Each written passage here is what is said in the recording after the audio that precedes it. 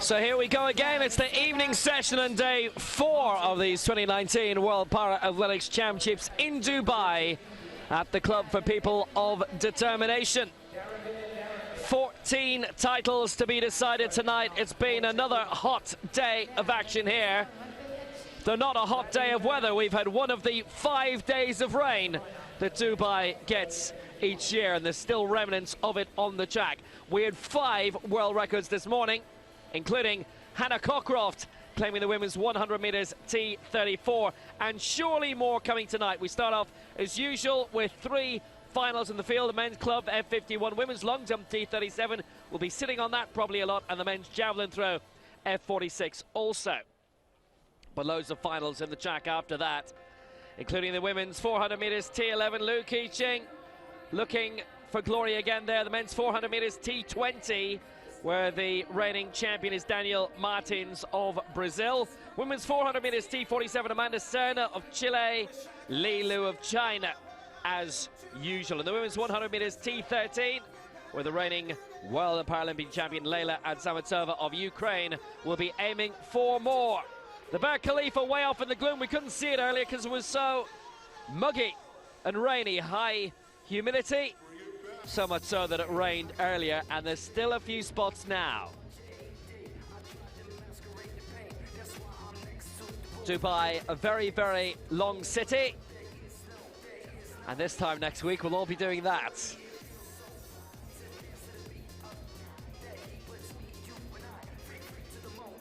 China getting more medals in the morning in the field. 8 golds now. Ukraine with 4, Brazil 4. Finland gaining a silver earlier this morning to add to their 3 golds. Nassima Saif of Algeria with a world record of the women's discus with their 2 gold medals. Bulgaria through Stoyanov and Rushdie with their 2 golds. Russia with 12 medals so far, Poland 8. New Zealand with 1 gold and 2 silvers so far. Canada with a gold and a silver as well. Latvia through Igors Apinas with their only medal so far, that being a gold medal. Iran have got prospects in the shot put later, and Hungary through Iona Biaksi picking up their 2nd medal, that a bronze in the T20 1500 metres earlier. Now Malaysia have got great prospects of lots of medals tonight, particularly in the 100 metres. They've picked up 2 silvers so far, 4 medals from Mexico. Spain have picked up a long jump bronze as well through Melitzel. And Venezuela, Argentina, Azerbaijan, Serbia, a bronze each. 49 of the 120 plus nations have medalled so far. So a very good evening from Will Downing. It's been damp here. Tulson Tullett just drying off too. Doing my best, Will. Good evening, good morning, good day, wherever you are around the world watching on. Promises to be a wonderful evening. The track event I'm looking forward to the most, before we move into the field events early on, is the men's 100 metres T36. James Turner, Evgeny Shvetsov, and Muhammad Puzi of Malaysia. That will be a race to watch indeed.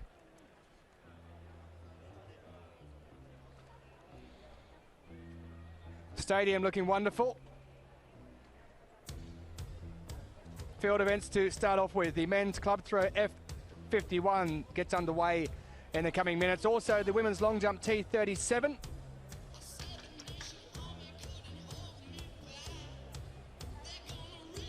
World and championship record holder Wen Jiyan of China will go in the women's long jump F37.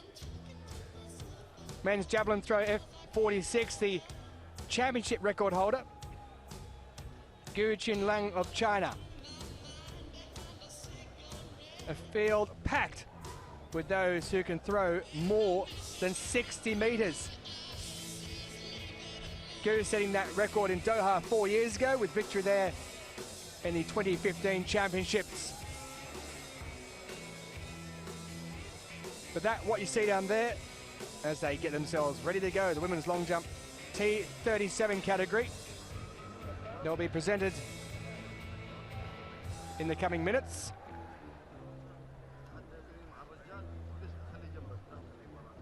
Coordination impairment category. The second least of the coordination impairment. Going from 35 through to 38.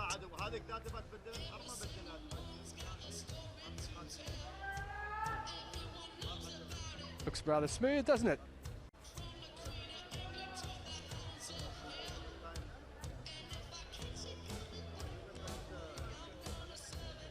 So there's 9 in this field for the women's long jump.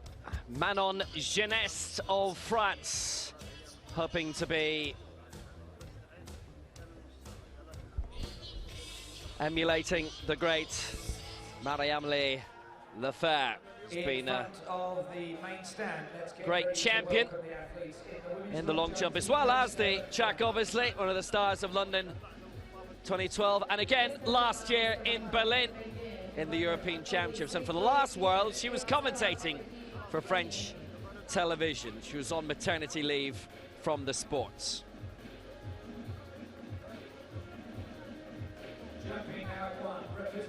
So 4:06 lifetime best set this year for Manon Geneste. Lifetime best this year of 5:08 for the United States, Jalene Roberts. Jalene Roberts. Jumping third. But a new world record set at the end of August in Tianjin. When will we see the likes of her again? It's China's Wen Xiaoyan. Jumping fourth, ranked 3 in the world this year. Well, one of the permanent performers, both on the track and here in the long jump, Anna Sapesnikova, and she is back again for Russia after 3 years out. For Poland, Marta Piotrowska.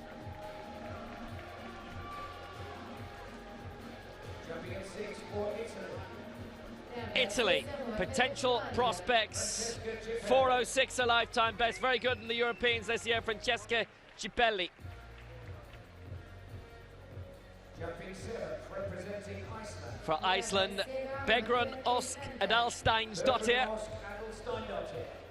or as she's put down in our printed start list, a bow. Why? For Uzbekistan, it's Sabina Sukhanova.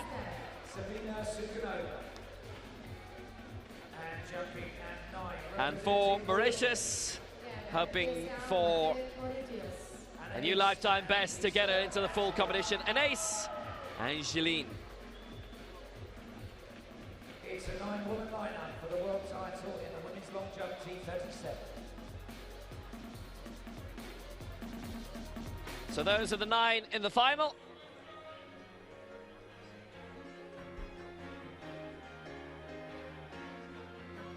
Iceland have actually been very good in the long jump since 2013, the World Championships in Lyon, when then the world record holder, the championship record holder from London 2 years ago, and the one they all have to beat. But will any of them get close?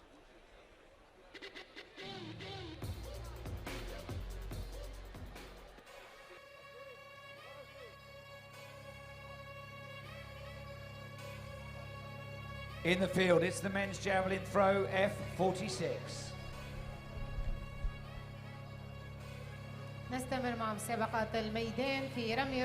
Well, we've got early action on the track coming as well. The men's 400 meters T11 heats are coming up.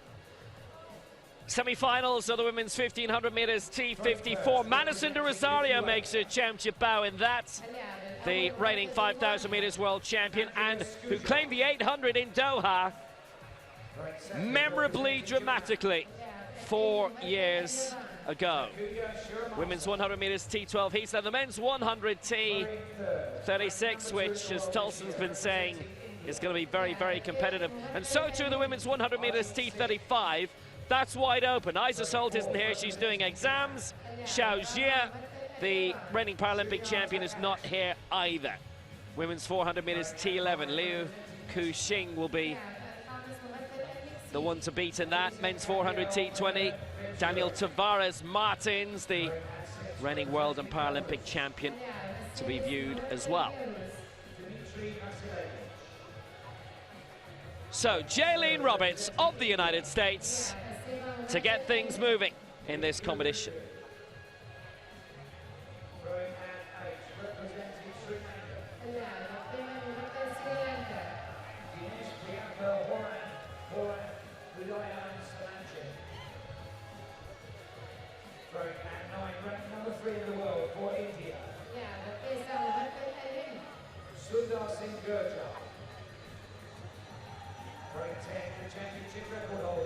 Roberts, who finished in second place in the long jump in London. Well, that's around 4.5 meters. And didn't really touch the board there, but that sets the standard. Based in Spokane in Washington. I grew up in Kenton, Washington, playing basketball, football, competed in athletics and wrestling, but she took up para sports only 2 years ago by coaches Teresa Skinner and David Gregg. And didn't really hit the board there at all, but she's on her way to becoming a teacher now. She gave about 40 centimeters away there, and that's 4:54. She'd have been very close to a lifetime best set this year of 5:08 if she'd hit the board plumb on.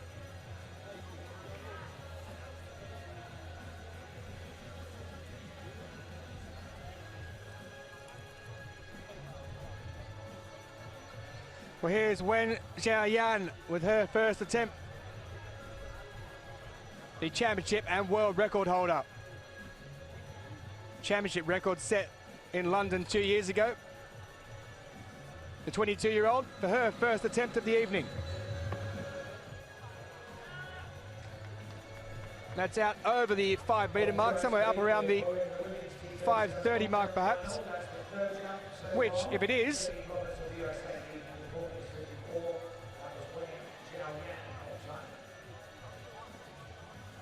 would go past her own championship record. It looks rather good.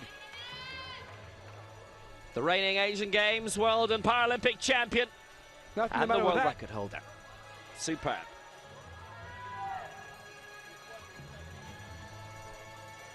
.497 the championship record, 5:18 the world record, worth keeping an eye on as well throughout this competition. We could almost have that here. It's a serious, serious jump. It is a new world record, 5:22 with her first jump. Well, nonchalant indeed, breaking her own world record by 4 centimeters rather, that she set in August of this year. What a way to start for Wen. Absolutely tremendous by Wen Xiaoyan, and she had a tailwind unusually this week, and a strong one, 1.7. The maximum allowable is 2. Well, that was absolutely tremendous by the woman who's got all the titles right now. Zapuznikova for Russia. Wind is really beginning to swirl around here now. Helping some, hindering others. And on her comeback, Anna Zapuznikova. Well, that's a start, isn't it? 3 jumps in and a world record already.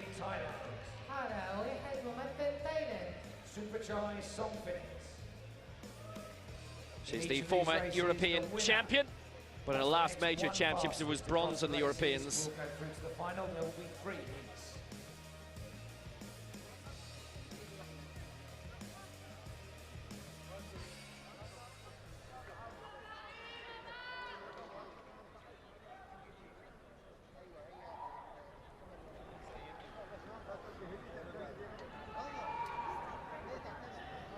Well, the officials are having a major consultation here. Nothing to do with Zapuznikova. Well, at the first time of watching, I said it looked like it was way over the 5-meter mark. And what they measured certainly looked around what it was. They've now taken the cone away, so it looks like confirmation has come. That was quite a long hold. There was a query internally about whether the measurement was as it was and whether it was correctly called as a world record, but it's been given. So, Sapers Nikova goes now, the former European champion. Chelyabinsk, that's shy of 5 meters. And that, by the way, from Wen Zhaoyan, the 6th world record of the day.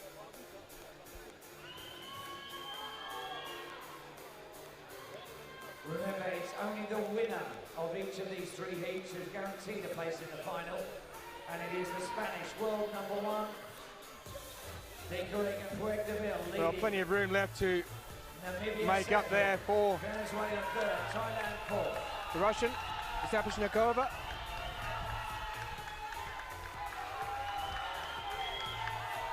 Good 30 centimetres or so there. The coach puts her hands in her face and says, oh my. Chikongo second, Santos 3rd, Songphoenix in 4th. I think it's fair to say her coach isn't happy. Elena Malchikova, her coach.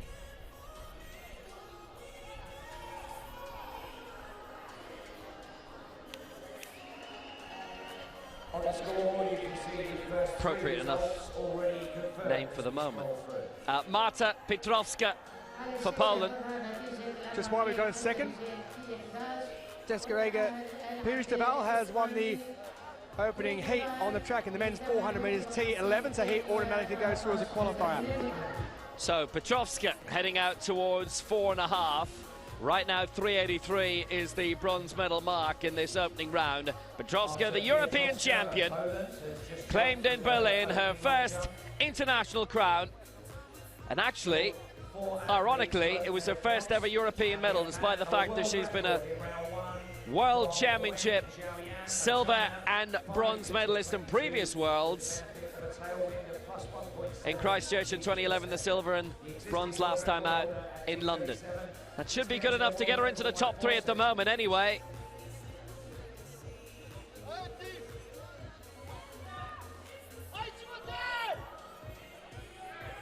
And all of her international medals have come in the long jump, and that puts her 3rd, 4 meters 30 for Marta Piotrowska.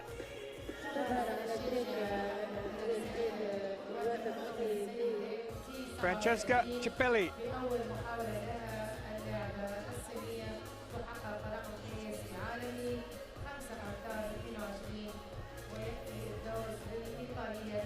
Of Italy with her opening attempt. Took up the sport at the age of 14. Works as a motivational speaker as well as fitting in student work and being an athlete. As you can see, it's obviously a very restricted style with that right arm all strapped up for Cippelli.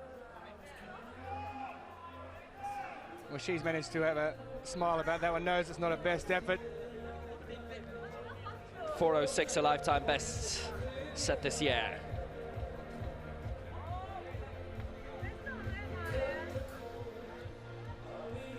And obviously it takes away a lot of the possibility of a much longer jump for Francesca Cippelli. No problems with the takeoff.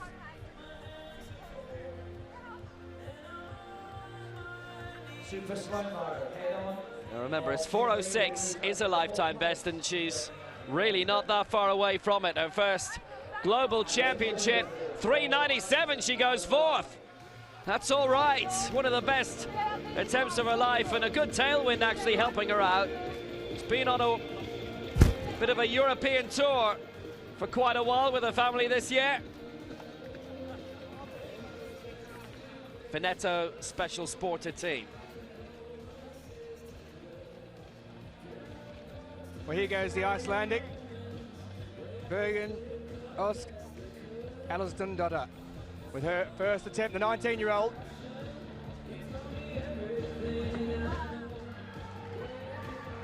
Well, that's around the 4 metre mark, strangely enough. Her most memorable sporting achievement has been getting over that 4 metre mark. So that is a personal goal that she managed to reach. The Icelandic Sport Association for the Impaired Female Athlete of the Year last year. The last European Championships, she finished with a silver medal in Berlin.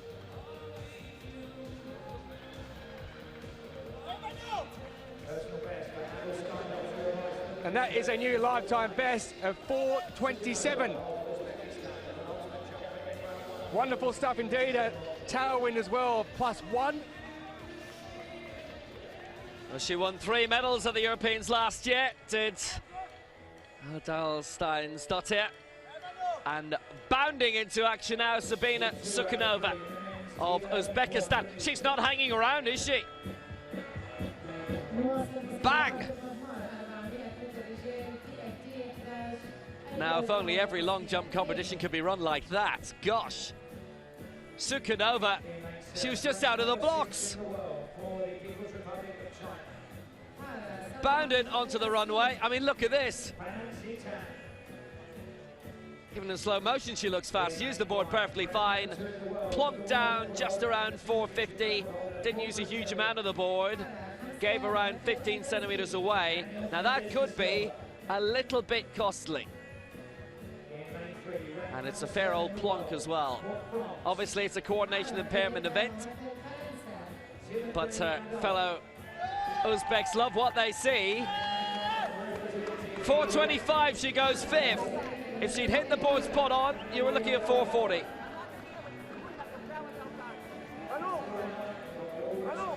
So last up from Mauritius, Anais Angeline. That's around the 4 metre mark.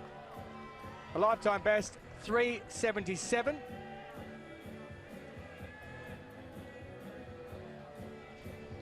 The Magic Para Sports Club in Mauritius is where she trains.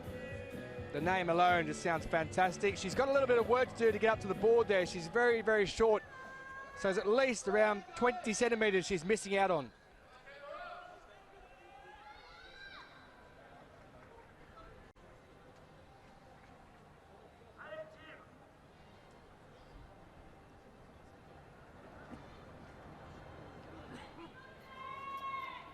Well, 3:99, she has broken her lifetime best with her first up jump, and she's beaten it by 22 centimetres. Here's Manon Jeunesse now of France. 3:83 in the opening round. Has her in 8th position. Didn't really use the board, but I think it'll be an improvement anyway. It'll get her among that bank of athletes in the low 4 meters. And a bit more freedom of movement for her. It's the second least restricted coordination impairment movement. Yes, she's nowhere near the board. She's given about 30 centimeters away. That board is 20 centimeters, so certainly 30. The woman in Lyon, who I bet was in the crowd for the World Championships in 2013 at the Stade de Rome. That is bang on 4:25, and she's up to 5th. A lifetime best, so 4 of the field here have done lifetime bests already in the opening round. The para-triathlon world champion in 2016. Jillian Roberts, currently in 2nd position, 4:54 with her opener.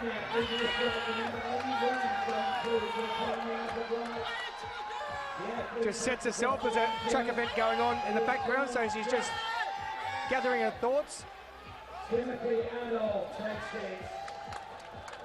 Wonderful rose on the clock. Tattoo.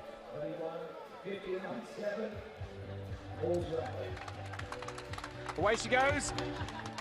And she's lost a bit out there too when she's jumped, I think, maybe 30 centimetres or so further back there, looking at it with a naked eye. A 20-year-old who attends Eastern Washington University in Cheney. Her aim is to become a physical education teacher. Well, that's a good 30 or 40 centimetres. Speaking from experience and being a physical education teacher in the past, it's not a bad career. Returning to the runway in the long jump, the new world record. Is that why you're a commentator now? 5:22 in round one. Talk underwater with a mouthful of marbles, I can. You can do it with 2 mouthfuls. 464, so she improves by 10 centimetres and she stays in second place.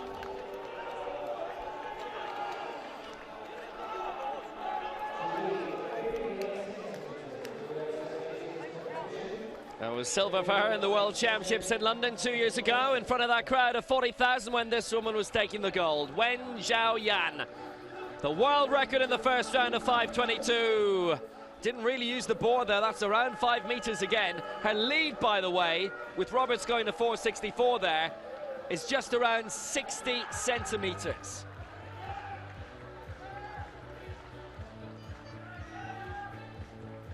She's well in the mood for it and barely clipped the board.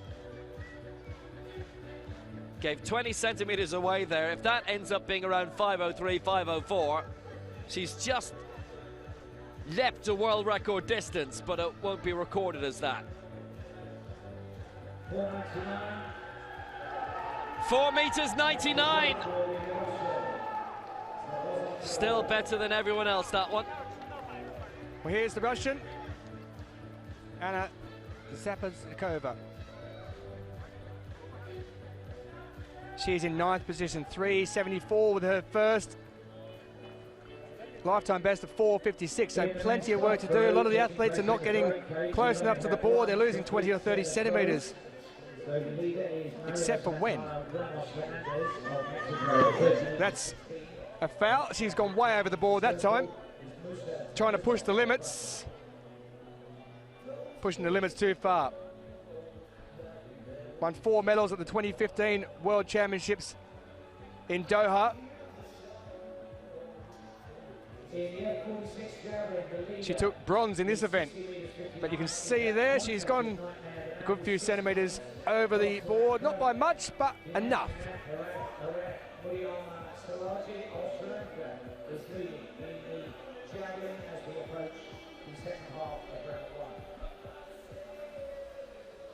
She's in danger.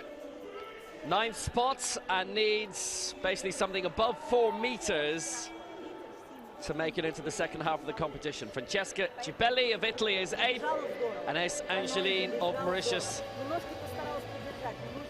in 7th. It's the European champion, Marta Petrovska.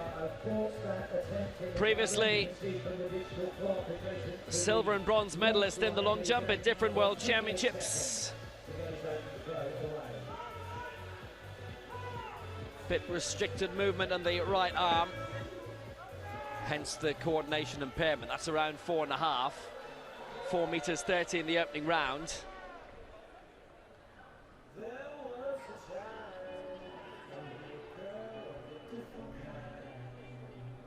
This obviously affects the prospects of being able to use the arms to anchor in the air, get further movement. 4:37 is what she jumped in London for that silver medal, for that bronze. Good chance that's gone beyond it. Season's best, 4:41. Petrovska, bronze medal position.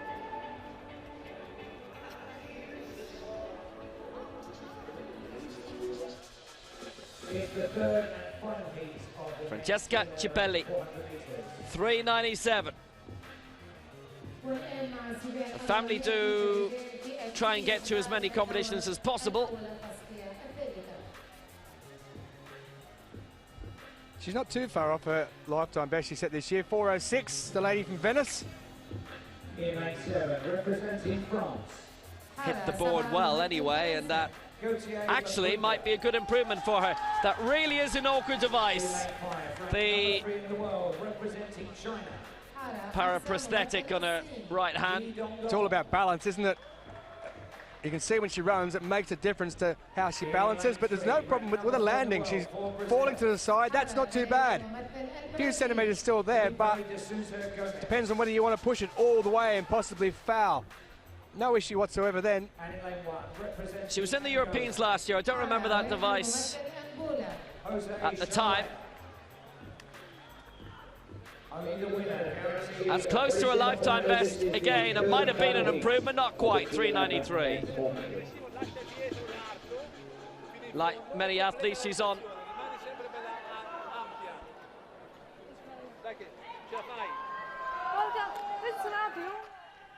She's on Instagram as Fra Cipelli, by the way. A lot of athletes are. Adalstein's daughter, who had such a wonderful Europeans last year, with silver in the long jump, bronze in the 100, 200, fourth in the 400. They only have about 12 international para-athletes at the moment, but only 250,000 people in the country. Footballers aren't bad.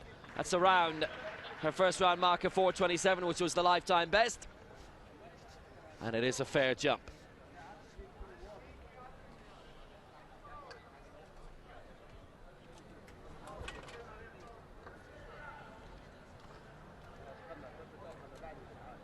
Wind is largely in all the athletes' favour now. They have a tailwind pretty much established for the first time this week. So that lifetime best might just be challenged again. How close did she get? In reality, not very. 396.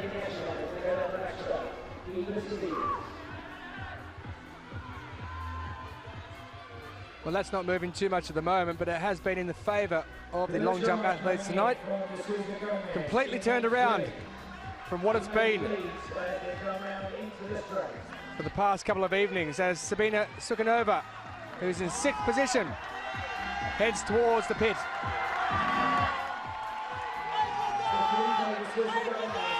It's been given a white flag for Sukhanova,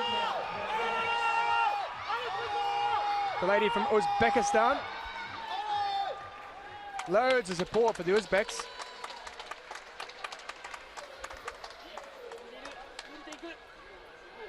That is a wonderful jump indeed, as far as position goes on the board.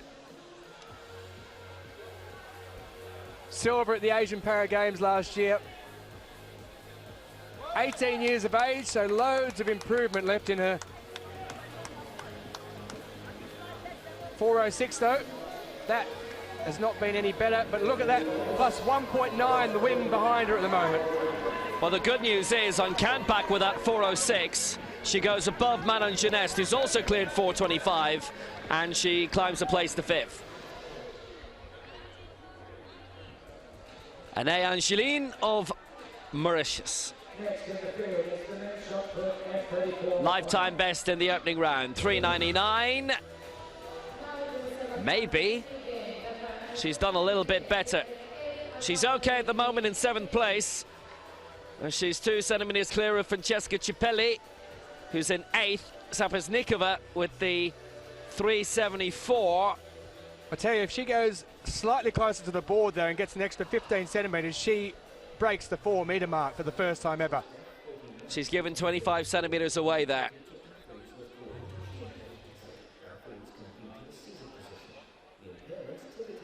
But you know what? She's done all right. She's done more than all right. She's beaten that first jump by 9 centimeters and improved her lifetime best, 4:08. So Wen Zhaoyan leads after 2 rounds of that world record, 5:22. Jeline Roberts in 2nd place for the United States, and Marta Piotrowska of Poland in 3rd. And that was the order of the medals in London 2 years ago.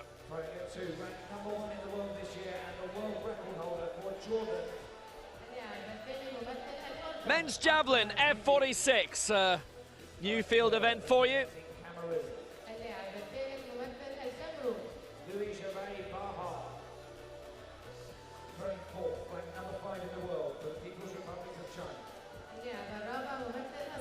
13 in this field.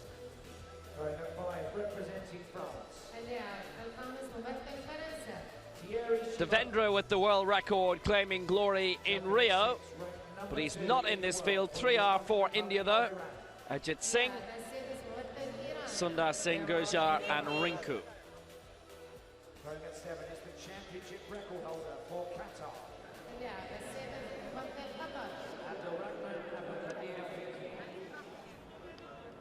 At 8, representing the People's Republic of China. Kazakhstan's Kolganat Bakbergen. Season best of 41.74, 5 metres off his lifetime best. But he's going to have loads of work to do if he's going to get anywhere near the medals, is the man from Kazakhstan. But that's a decent enough effort first up. Out near the 40-metre mark.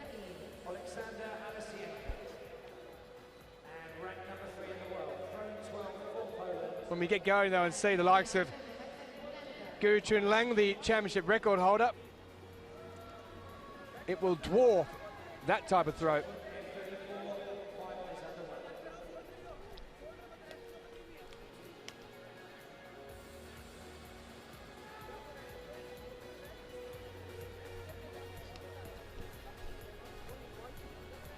.38.45 for Bakbergen.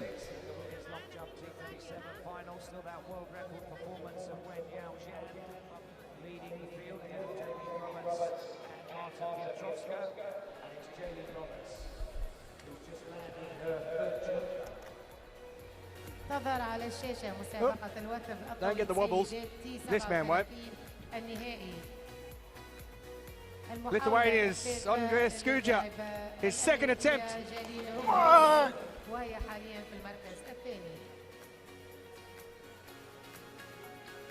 That's out around the 48-metre mark, looking at it from the naked eye.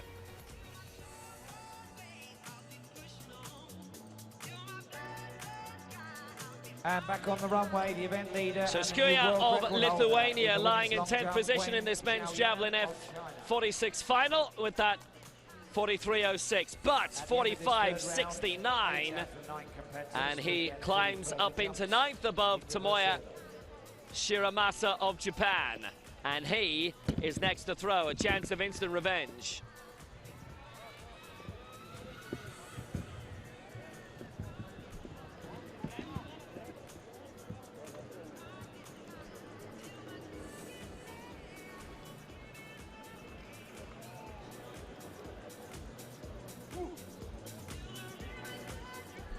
Shiramasa, 23 years old, his major championship debut, and what a place to do it.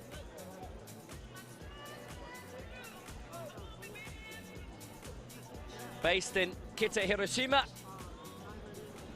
took up para-athletics in high school. Needs an extra metre and a half to get into the top 8.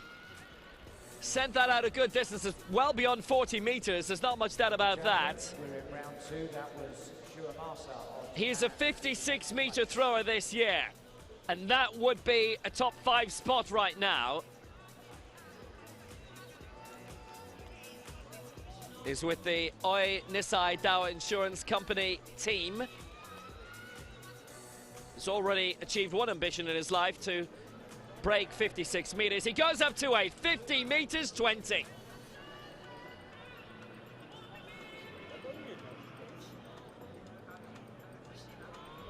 So, leading for Sri Lanka is Dinesh Priyanta Herathera Mudayansalagi, who's a regular medalist. India 2 and 3, Ajit Singh, Sindar Gujar, and Rinku is in 4th spot.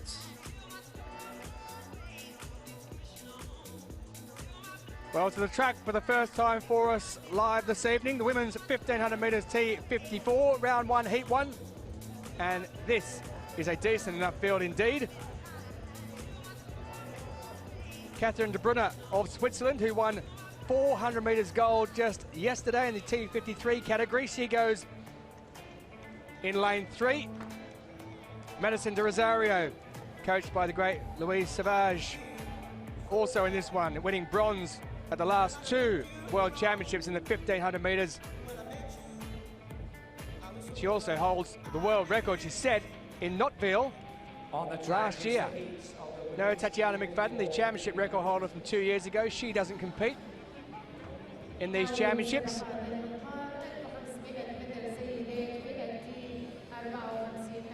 Amanda McGrory does, though. One of 2 United States athletes in this one. She picked up 800 metres silver yesterday. Silver in 2016 in Rio in this event, and also 2017 at the World Championships in London. Marie Derizarella Brandy Perrine of Mauritius, her ambition is to win a World Championship medal. Well, now is her chance to get through to the final. Zhao Li Hong, 800 metres gold yesterday, so she's already tasted sweet victory here in Dubai. Madison de Rosario, twice a bronze medalist in the past 2 events. The lady born in Perth, now living in Sydney.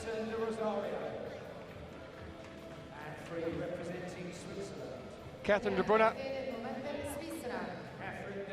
Well, Zhu took 800 metre gold. This lady won 400 metre gold. Chelsea McClammer, she made the final in the 400 yesterday. She was 4th in this one in London 2 years ago. Bronze in Rio in 2016. And on the inside lane, Canada's Diane Roy, the 48-year-old, has been competing since 2000 in Sydney. In 2010, she won gold in this event in the Commonwealth Games in Delhi.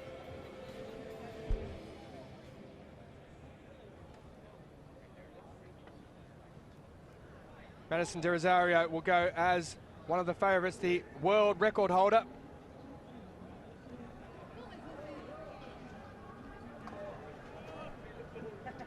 And away they go. So they all get away cleanly indeed. De Rosario goes out in front along with Catherine de Brunner.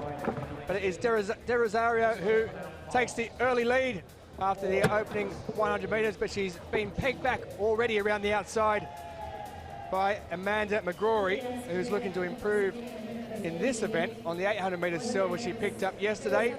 The first 3 in each of the 2 heats will go through to the final. The next 4 fastest will advance from there as the lucky losers, if you want to put it that way, as they complete the first 300 metres. Amanda McGrory, the 3-time world, 1-time Paralympic champion. Madison de Rosario, the 2-time world champion. And the first one she claimed was in Doha, that terrific, famous, dramatic 800 metres claim.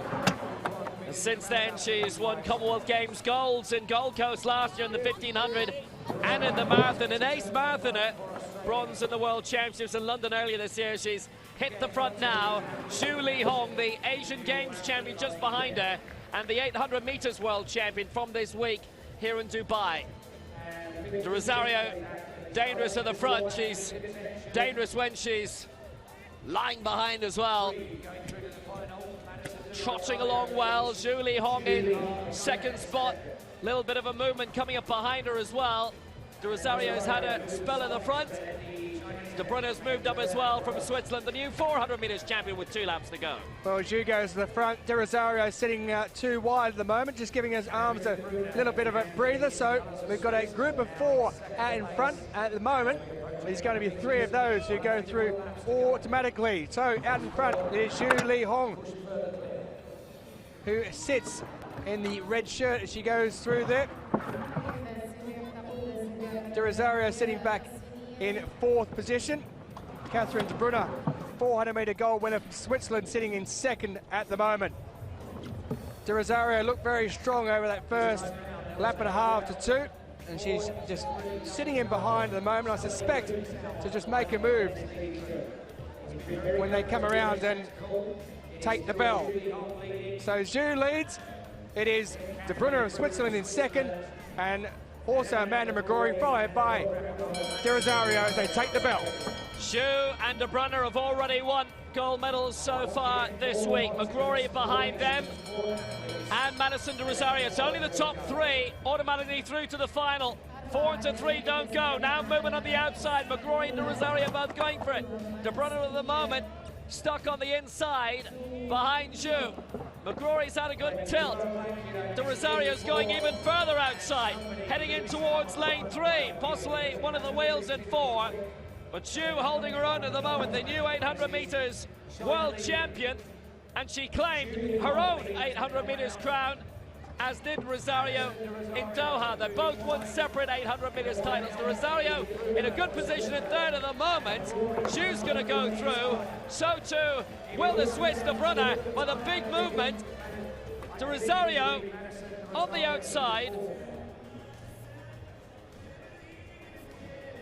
And they make it through. 3:28.04. McClammer behind. And McGrory. Well, Zhu takes it.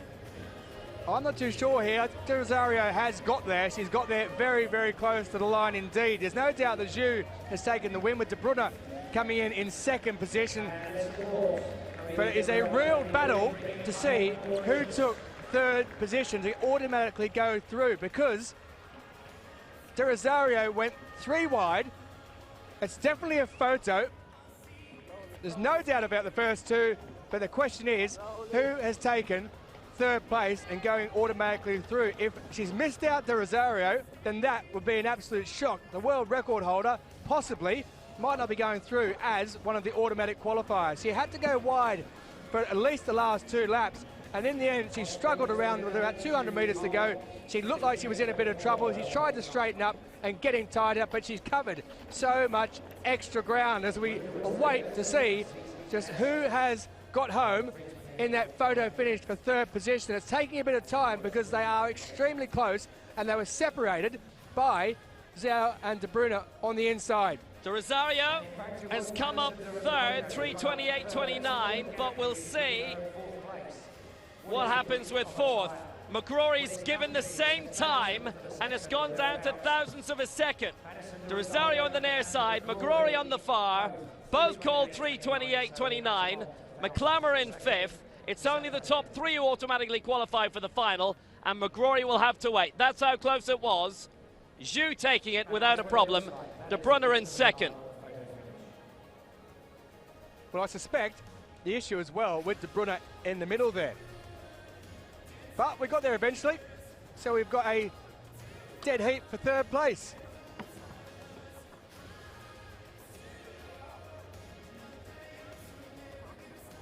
So De Rosario and McGrory both given the same time of 3:28.29. Zhu gets the victory. De Bruyne in 2nd place. De Rosario in 3rd. And McGrory 4th. In the men's javelin F46 final. And through mathematics, McGrory does qualify as a fastest loser. That's because of the numbers who are in the 2nd heat. But the way they raced, they didn't know that.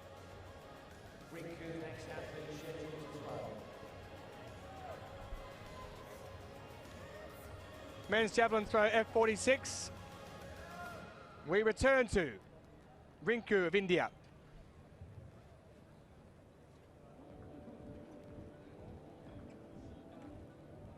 Lifetime best for him of 60.92.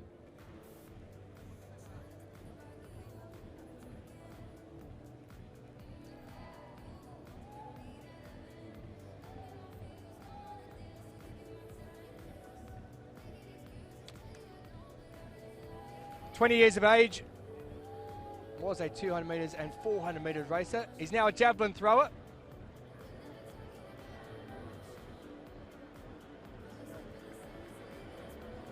Bronze medalist at the Asian Para Games last year. 4th in this event in London 2 years ago.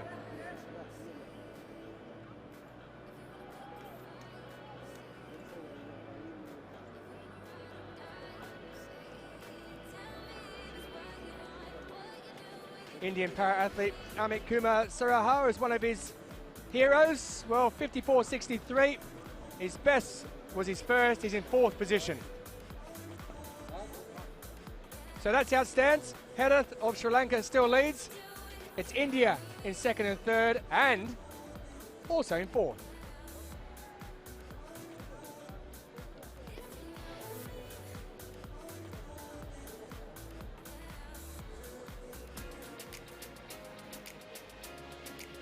Heat 2 of the women's 1500 metres, the T54. We're ready for Heat 2 out of 2 in the women's 1500 T54. Zhu of China goes in this, the 100 and 200 metres Asian Games champion.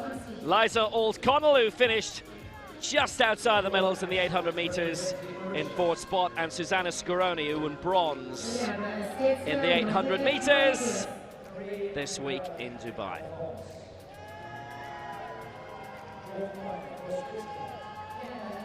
Well, there was quite a gap in that first heat.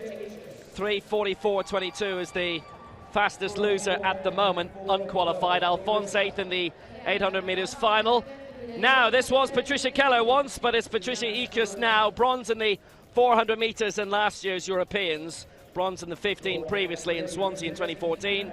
Scaroni, bronze in the 800. Jessica Vrotten, who's been 6th in the 200, a best world result for Canada. Had the big crash in the Commonwealth Games last year in Gold Coast in the 15 final and missed the marathon as a result. Alongside her, Zhao Jiquan, 3 medals in the Asian Games, all in the sprints. Interested to see how she does in the 1500 here. She's a 3:39 lifetime best for 2019. And silver in the marathon in the Commonwealth Games for Eliza O'Connell for Australia. 4th in the 800 here, 5th in the 100. Took a massive break though, almost 11 years out from the sport, and came back in time for the Commonwealth Games at Gold Coast.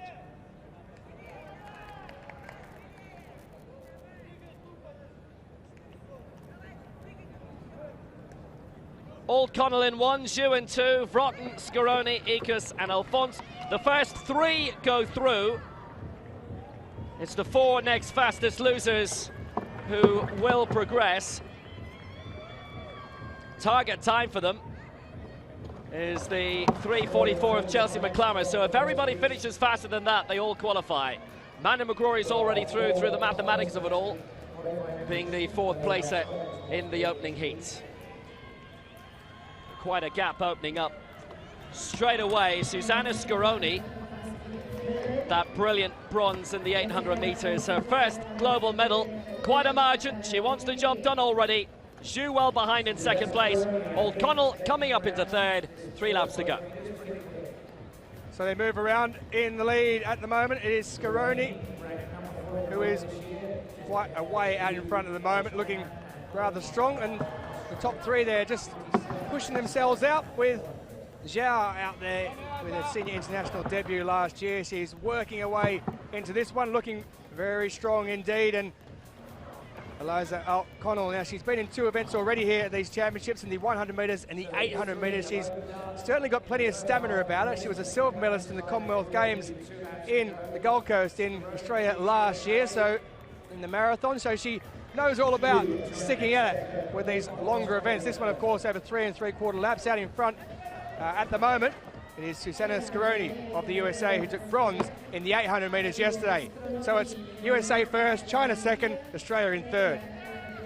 Well, they're looking really good to qualify. It's the top 3 to go through, and there's a gap of around 20 minutes between the top 3, O'Connell, Zhu and Scaroni, and the next 3, Vrotten, Ekus and Alphonse. And really, the order doesn't matter. Zhu Xiaoquan, who's based in Hebei province, the reigning 100 and 200 Asian Games champion, has had a little tilt out at the front. Scaroni in 2nd place, her first ever global medal. She'd had a series of 5th places in marathons at World Championships, 2013 in Lyon and 2015 in London, in lieu of the marathons not being held in Doha. And O'Connell as well, who started back in 1998. So lap to go. Zhu, Scaroni, O'Connell is the race run. Well, Scaroni's now gone around the outside, but at the moment it looks like it's certainly going to be those 3. As Will mentioned a moment or 2 ago, it doesn't really matter in what order. The cut-off behind those is most important, around 3:44. So it is Scaroni in front with 250 to go. O'Connell in 2nd position, and it is Zhu of China who is up there in 3rd position at the moment with 200 metres to go. That is the order. Scaroni, O'Connell and Zhu. I think Zhu's realised that she's in 3rd place. She's realised there's a long distance behind to where 4th is, so she's just eased up somewhat. The 2 out in front, well, they're certainly going for it anyway. Scaroni and O'Connell, I think they'll realise themselves as they come down to the line. It's a bit of a situation where they're both going to go through. So Scaroni is going to take it. O'Connell is 2nd of Australia, and Zhu will go across in 3rd place for China. And around 50 metres or so back, it is Patricia Eachus. See, I think, going to get in, just. Formerly Patricia Keller, in case you're wondering. But it is Susanna Scarodi in 3:32.49, who has gone through and won the second heat in the women's 1500 metres T54. O'Connell and Gel having a bit of a smile, realising that they're through, finishing in second and third respectively. And Patricia Eachus of Switzerland.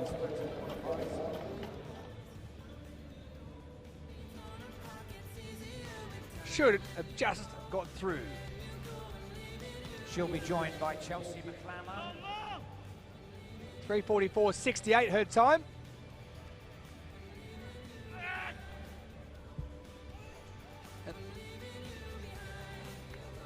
So it looks like she's... I think Also I think Eachus has made it by one place. Diane Roy is through, McGrory through, McClammer through. Should be all right. It's the 4 fastest losers to qualify. And Patricia She's just squeaked in. And she has, yes. Non-automatic qualifier. Well, that was hanging on, a bit dicey. Got away with it.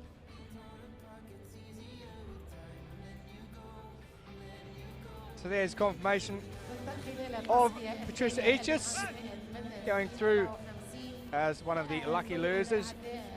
Scaroni, O'Connell and Gel, who set a lifetime best in third place, also qualify.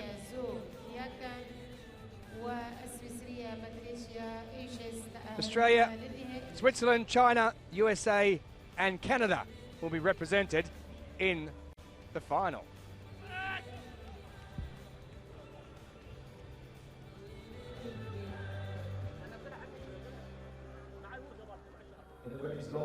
So the women's long jump T37 has reached the halfway point. There's been no advance from Wen Zhao Zhan's world record. She skipped her 4th round attempt.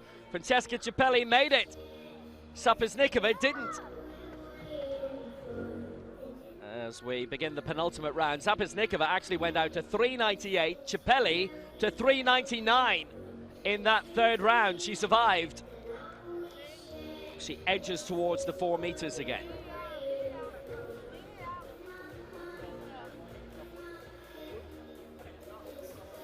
And again, just didn't use much of the board, and there's a bit of a distance given away. Around 25 centimeters, and there's a bit of an irony there because she probably, I'll say certainly would have broken 4 meters had she been plumb on the board. 3:76. She stays in 8th place, but she'd need 4:15. Actually 4:16 to go up into 7th spot. Wen leads 5:22, Roberts in 2nd place, Petrovska in 3rd in the London finishing order. Adalsteinsdottir in 4th for Iceland, which is a terrific result. We've had a massive lifetime best from Anna Angeline of Mauritius in the 4th round, 4:15. This her 5th attempt. And again, didn't really brush the board much at all.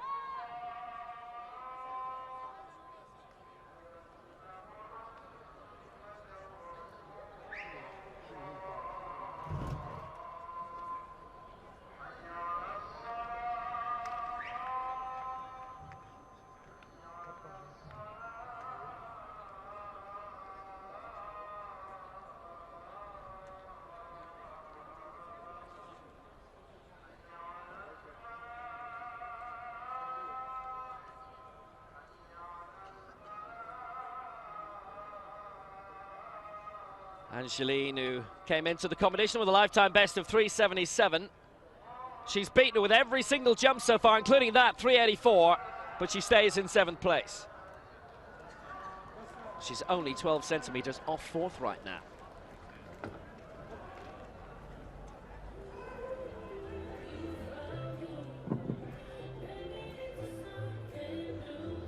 Women's 100 meters T12, it's the opening round.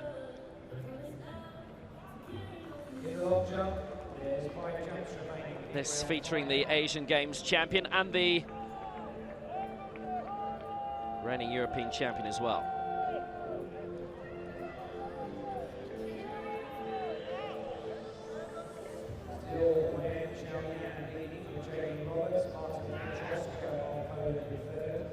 Arun Sawada, the Asian Games champion from last year in Jakarta. Batorchuk, who's been European champion, who's actually been world champion over 200 meters in Lyon, and who's already won silver in the 400 meters here.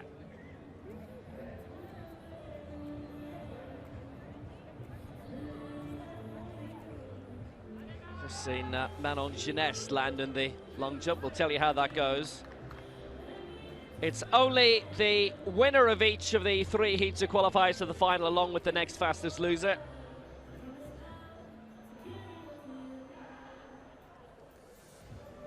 Viviane Soares of Brazil, whose husband, Felipe Gomez, took Paralympic gold in Rio. She's based in Sao Paulo now, having been born in Rio. Oksana Batorchuk, former world and Paralympic champion and reigning European champion. Liang Yanfen, first major championship for her, for the 19-year-old. Arun Sawada of Japan, gold in the 100, silver in the universal relay in Jakarta last year and 4th in the long jump. Her previous major champion at the Paralympic Games in Beijing 10 years earlier.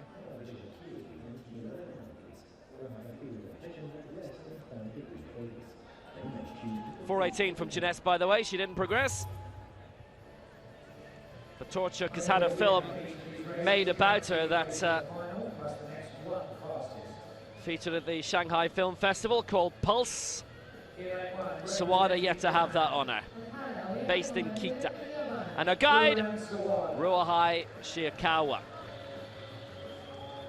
Batorchuk of Ukraine with her guide Mikita Barbanov, based in Dnipro. Silver in the 200 and the 400 in the last Paralympic Games in Rio, and the 100 meters champion in Beijing.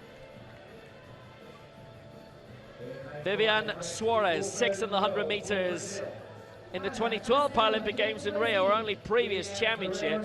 First time she's been picked since then. And Lian Yangfen of China in a major championship bow. Her guide, Zhu Juankang. Suarez's guide, Newton Vieira de Almeida. In this race, is certainly being in the final. That's the winner.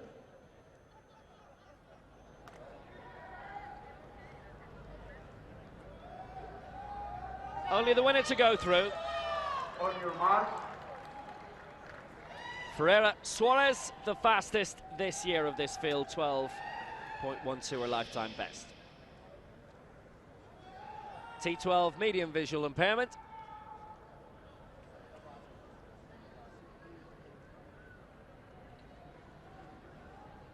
We see the ultimate champion in the final heat. Sawada in 1, Batorchuk 3, Ferreira Suarez 5, Liang 7. Only the winner will progress.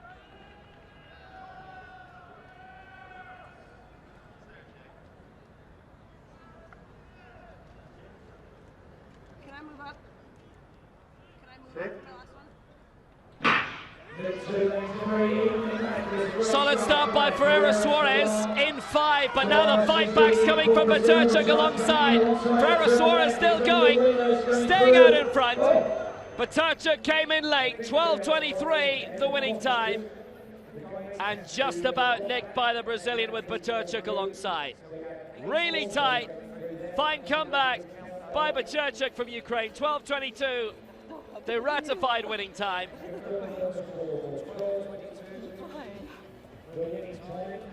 Seemed to be wavering a little bit. The style wasn't the smoothest, but she won it. And she's into the decider. It's her first major championship final, having gone out in the semis of the 100 and 400 in London 2012. Liang with a lifetime best in third, but she's eliminated. And Sawada fourth.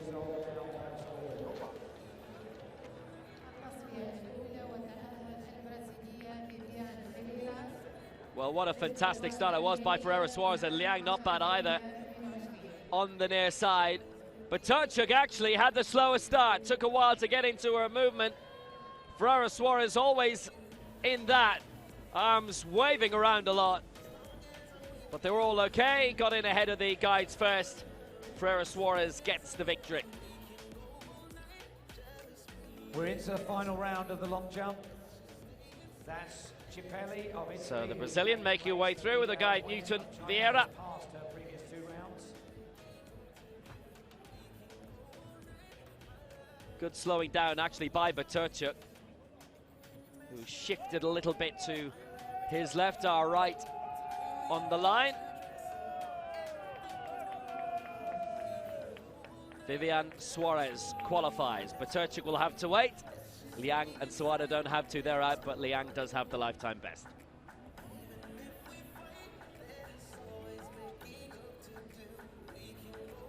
And let's update you with the men's shot put F34 final, because we've just completed a sequence. Women's long jump T37. The final continues. Was a new world record. Francesca Cipelli, lifetime best set this year, which she's not up to at the moment. 3.99 her best, hasn't broken the 4 metre barrier as yet.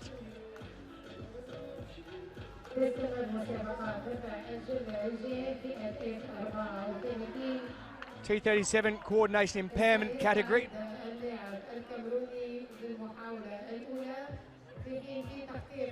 It's a wonderful takeoff, there's no issue with that whatsoever. Well up on the board.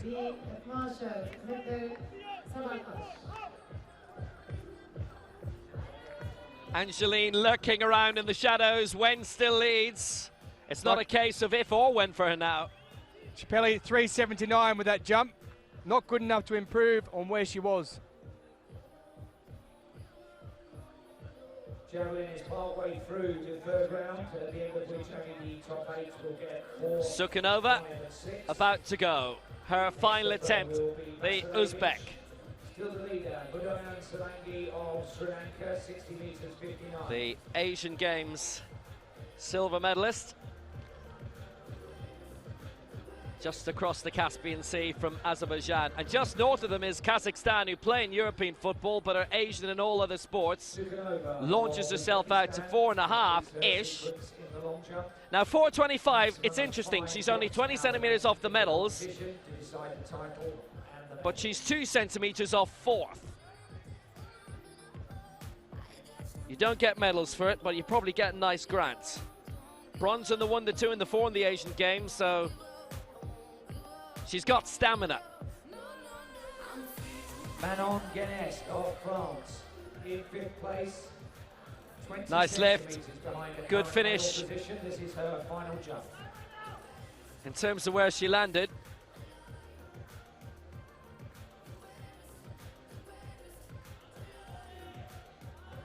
$3.66 and she'll finish 6th.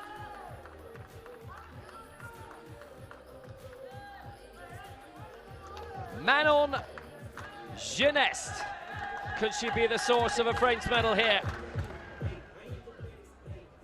Didn't use the board a huge amount, just tickle the front of it. Lifetime best of 4.25 in round 2. Perhaps as good as it will get for Manon. 4.06 her lifetime best going into this competition, and she's beaten it with the last 4 attempts. No more could be asked of her. And in reality, she got a lot more of the board than the naked eye suggested. She's had a really good competition here, this 26-year-old. And how about that? Another lifetime best, 4.30 meters. She's up into 4th place. What a night. Adalsteinsdottir has lost that 4th spot, but can gain it back and more.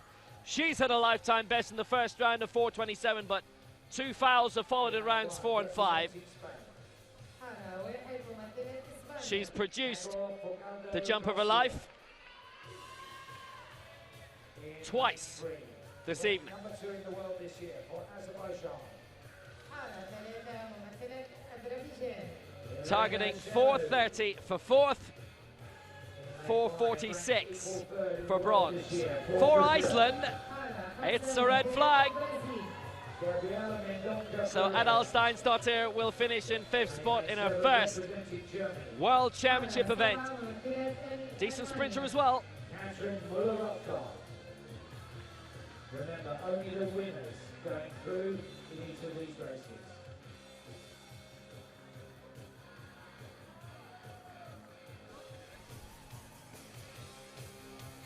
Well, they've got a dozen international para-athletes, and they did really well in Lyon, if I remember, with 1 or 2 athletes in 2013. Adal Steinsdottir was a wee slip of a last stand at the age of 12, but hopefully heard about it for more UV. Foul for her to wrap up. Petrovska, the European champion. It's the same top 3 as 2 years ago in London. It's a fair jump. Has she improved on 4:45? I'm not so sure.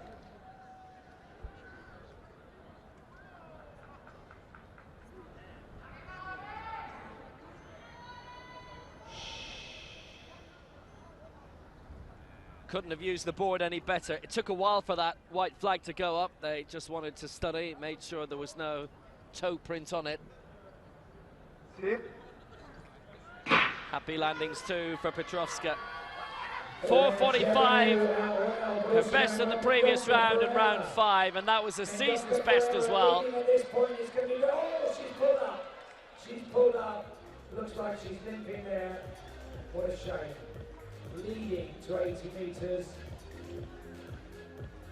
Petrovska's had a good competition. 4:34 she rounds off with, and it is bronze for her, just as it was in London 2 years ago. Second place for Azerbaijan. Jaylene Roberts, silver in London, silver in Dubai, unless she was very close to the plasticine there. It's a white flag, it's a fair jump, but she needs well over 5 meters. She's a 5:08 jumper, she needs a lifetime best. She needs a world record to get the gold.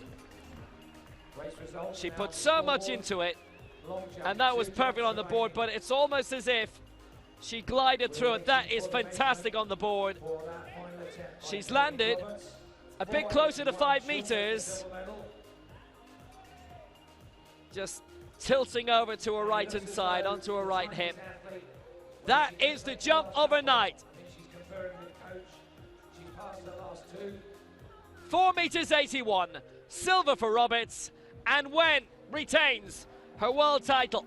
It's the exact same 1, 2, 3 in that order as in London in 2017.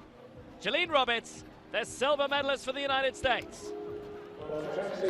And Wen's passed up her final attempt. So in the last 3 attempts, she's passed up on the world record with her opener, breaking her own world record by 4 centimeters. Did she sit in August of this year? There she is, Wen Xiaoyan. Retains her title. Women's long jump, T37 Victor. Congratulations all round. Manon Jeunesse has set a lifetime best. She's happy with her performance despite finishing 4th. Giving congratulations to Wen. It was only the first attempt that she really needed. In the end, the rest of the competition were blitzed, but attempts 2 and 3 also would have claimed the gold. That's 9 goals for China now here. Wen Xiaoyan with a new world record takes the gold, 5:22. Jaylene Roberts the silver for the United States, and Marta Petrovska the bronze for Poland, just like 2 years ago.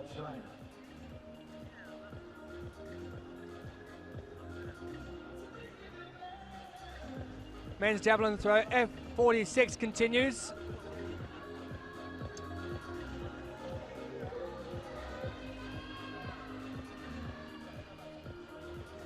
Yamazaki of Japan.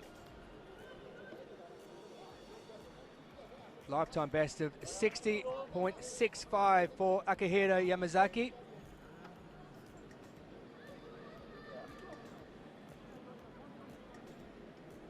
Just gets himself sorted out.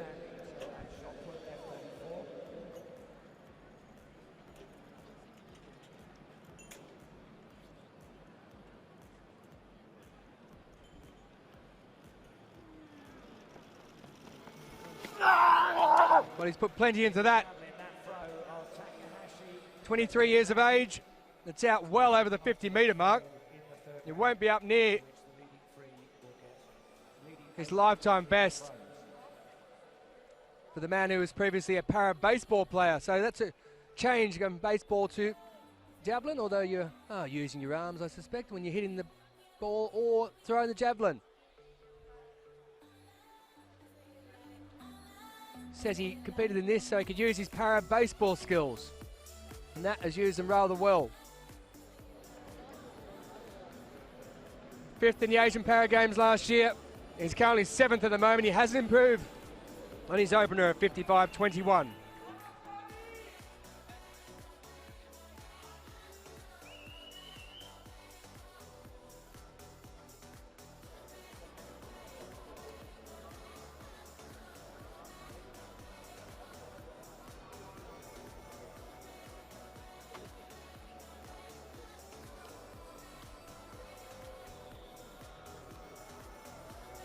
Well, Sri Lanka with the lead. India places 2, 3 and 4. And the top 3 divided by 2.5 metres. Mahmoud Ismail has got a different task here. He's 10th, 47.10. He needs an extra 3 meters 10 in order to have 3 more throws.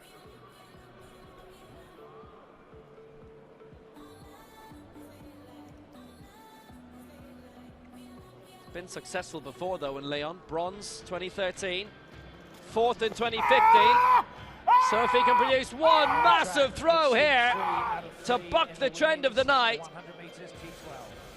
then he'll at least get a position in the top 8 and we'll get to the end. But it had to be beyond a 50-meter throw.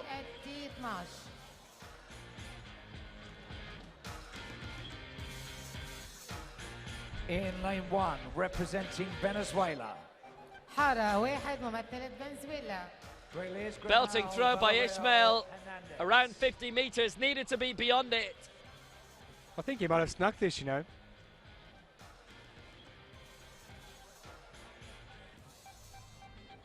He may well have displaced in lane 2, world rank one of the Japanese, but he hasn't. 49.43. That looked as if it had been over the season best, but not enough. In lane 5, ranked number 6 in the world this year for the People's Republic of China. The man lying in 13th place, Kolganet Bakbergen of Kazakhstan.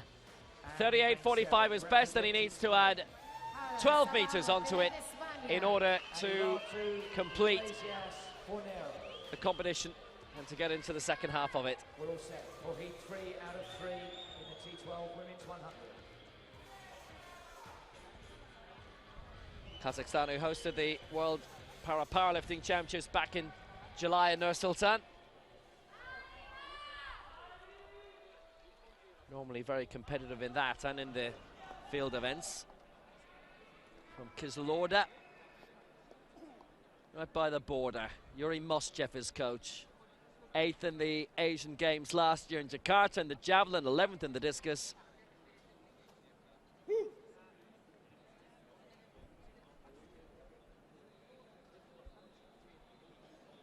.38.45. How much can he add to it? There's your answer. Not much, if any. Omara Durand is 0.5 of a second quicker than anybody else in this. Well, Bakbergen lying in 13th in the javelin, and I think he's going to stay there. Then Iglesias for an arrow 11.90. Amara Durand, by the way, has won her heat in the women's 100 metres T12, the reigning world champion, and we will see her in the later rounds. And I'll tell you who the non-automatic qualifier is as it scrolls through on the computer. We're watching Backbergen now, and 34 metres 40. He stays in 13th place. And it is the athlete you've just seen, Iglesias Fornero. So that's it, halfway in the competition. And there's only been one throw from Dinesh Herath Mudayan Salagi. There will be a break of a few minutes in the competition. He's had only one throw, the Sri Lankan, 60-59.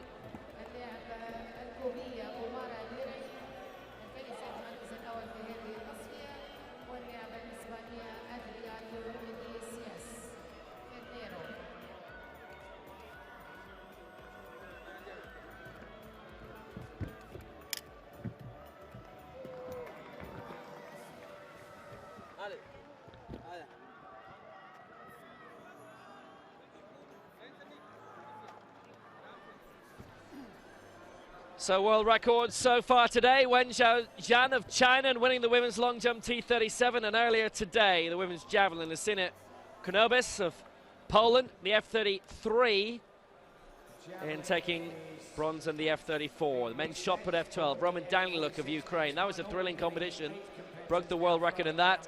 And on the track, Johannes Flores and Umpalelo Mlongo, Germany and South Africa respectively, in the men's 100 metres T64, different world records. Flores in the 64, Mlongo in the 44, and Hannah Cockcroft, women's 100 metres T34, and taking gold there. So, Dinesh Priyanta, Herath Mudayan Salagi of Sri Lanka, 60 metres 59, leads at halfway. Ajit Singh, silver medal position at the moment for India, and Sundar Singh Gurjar, the bronze medal position for the same nation. And Andrei Skuya has been very successful, particularly at European level. He's eliminated, among those eliminated, 11th spot. And we've had a lot of fun the past few minutes watching Ishmael and Backbergen, but unfortunately they don't make it either. Game throwers, but they've had their moment in the sun at Moon in Dubai. There is Backbergen. Disappointment has set in, realising he's no longer in the competition. Yeah, Backbergen of Kazakhstan, and like most Kazakh people, he speaks both Kazakh and Russian. They're the two official languages there. And all the TV broadcasts are in both languages. So if we were working for Kazsport, you'd be speaking in Kazakh, I'd be speaking in Russian, and we'd be doing alternate bursts of commentary on the same channel, but in two different languages. Enough said. As we've time, I can go into even greater detail about this. Well, I can tell you, while we're waiting here for this slight break, that next up on the track is the men's 100 metres T36 final. Don't go anywhere, because that promises to be something special. James Turner of Australia, Mohamed Pouzi of Malaysia, and Evgeny Shvetsov of Russia, along with Evgeny Turnusonov.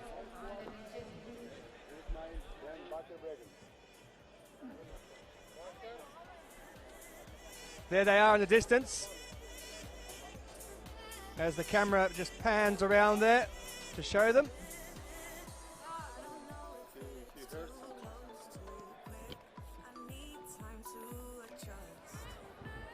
Eight runners taking part.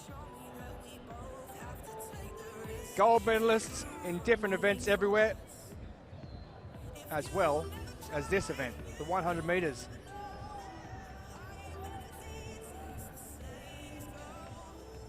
Sometimes you have special moments in sport. This could well be one of them.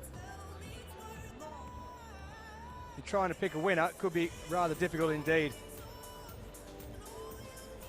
There is the start list. James Turner goes in lane 4. Shvetsov in 8. Tursunov in 9. And just above them from Malaysia, Mohamed Pouzi as well. So 4 standout chances along with Yang Yifi, who won gold in this in London 2 years ago. So, 100-meter final. any of 5 or 6 in this, they've got standout chances of winning. Coordination impairment category, medium coordination impairment.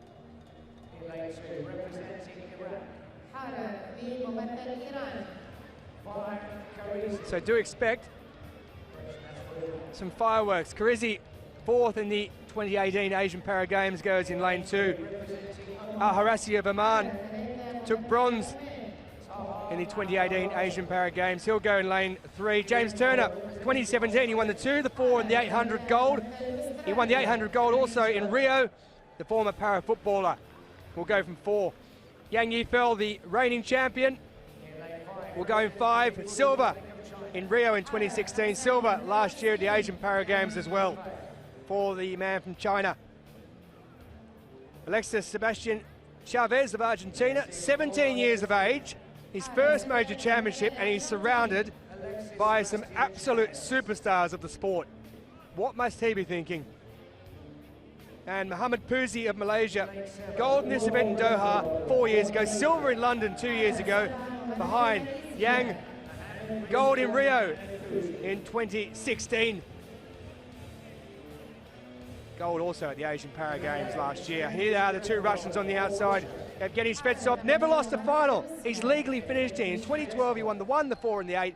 He has won European Championship medals, Paralympic medals and World Championship medals. And Evgeny Tursunov took silver 4 years ago in Doha. He will go from out in lane 9.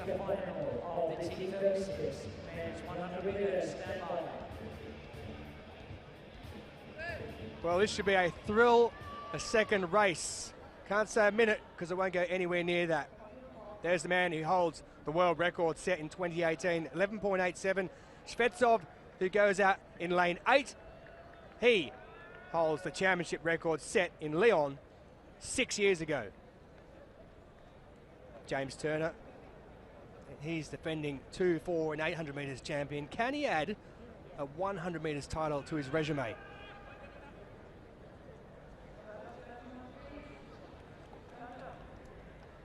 Well, up they go. The arm has gone up from Muhammad Puzi. Not happy, so they'll reset and go again. Young Chavez on his inside, the young Argentine. He's got Muhammad Puzi to his right. He's got Yang, who's the reigning champion, to his left, sandwiched in the middle. What a way to start your first major championship.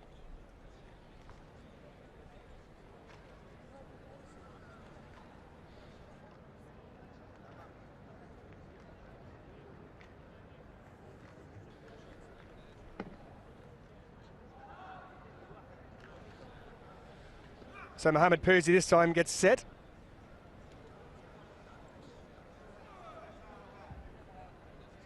Strapping around the wrists. And they get away this time, no problem at all. There is Yang on the inside in the middle lane. He gets away. Muhammad Puzi trying to go with him. Also as the Argentine. Chavez is doing well. It's Yang. It's James Turner. And James Turner's going to take it. James Turner goes across the line. 11.73. He set a new world record. That has smashed Muhammad Puzi and Svetsov world and championship records. 11.73 from James Turner. He set world records in London just 2 years ago. He set another one here. That is an outstanding run. 11.72. It's been rounded down to a new world record from Australia's James Turner. He flew home in the last 20 metres. He went past Yang. He went across the line. He's now the 1, the 2, the 4 and the 800 metres world champion. James Turner from Australia. Yang can only look on. He thought he had it. He was taken in the last 10 metres, and Turner, always a very fast finisher. Muhammad Puzi coming home in 3rd position to take the bronze. But that is quite an outstanding run from the man on the left from Australia, James Turner, the former para footballer who moved to athletics And what about this? He has absolutely flown home. As they come upright. Torsnov got away on the outside. Yang got away very quickly indeed in lane 5. Even Chavez of Argentina looks strong. But look at Turner as he finishes in that last 30 metres, wins by a metre or so and sets yet another world record. That man is an outstanding athlete across all forms of sprinting and distance running up to 800 metres. There it is. There's the difference. Mohamed Pouzi takes third, and the young 17-year-old Chavez of Argentina picks up fourth place in his first major championship.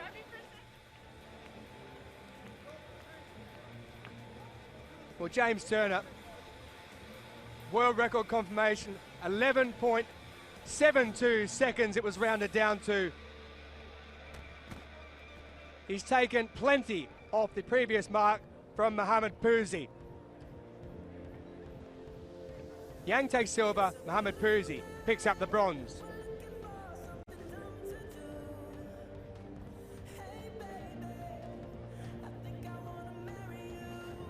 Well, he's a mechanical engineer. Here's James Turner.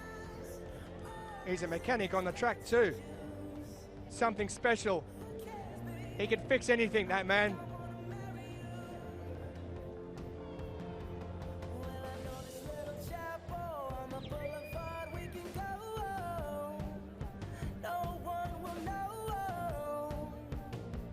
Javelin is into round 4. Top 5 athletes will be the next ones to throw, starting with Shunya Takahashi, who's in 5th for Japan. Well, next up on the track, it's the women's 100 metres T35 final. You can see them getting themselves sorted out for that. His best throw so far, 55.99. We'll also have more in the field as well.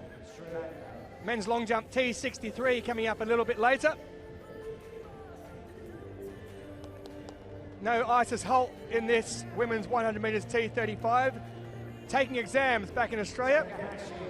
But the Aussies will be represented by Brianna Coop, who will go from lane 4.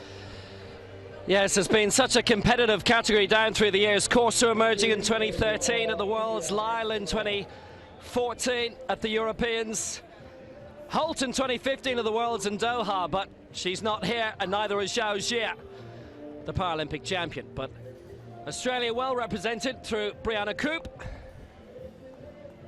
Commonwealth Games and world bronze medalist. So it's open, this, very open. Maria Lyle, Oksana Corso, maybe even Coop. T35, the most affected of the coordination impairment categories. Here's the 7 in the final. In lane 3 for the Czech Republic, the former cycling time trial and road race world championship silver medalist Lenka Karatova. In lane 4 for Australia, the 2015 world championship bronze medalist in the 100 metres and the Commonwealth Games bronze medalist in the 100 in Gold Coast, Brianna Coop. In lane 5 for Poland, the reigning European 200 metres champion, Jagoda Kibil. In lane 6 for the Netherlands, the European silver medalist in the 100 and the 200 in Berlin last year. Originally from Rotterdam, Nienke Timmer.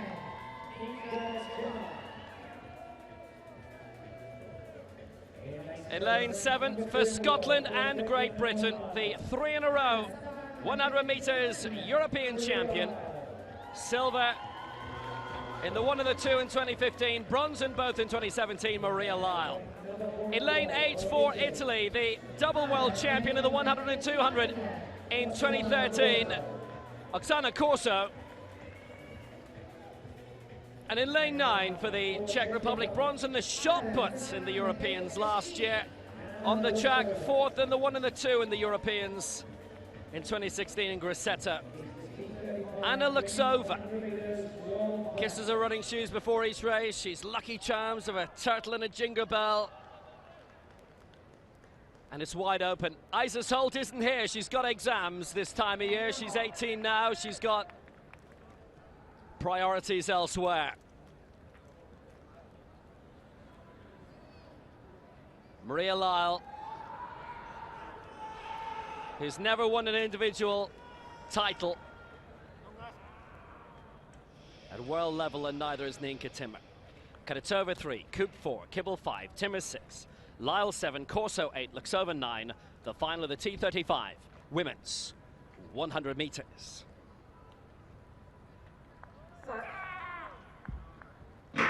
And they're all the way well, and Lyle's got off to an absolute flyer. The 3 in a row European champion is way out in front for Great Britain. Corso in second place and Timmer in third, and Lyle is well on the way to being the world champion. 14.63 the winning time. Corso in second, and a photo between Kibble and Timmer for third. But Maria Lyle has come good. She was in the 4x100 meter gold medal side in 2015, but on her own account, she is world champion for the first time.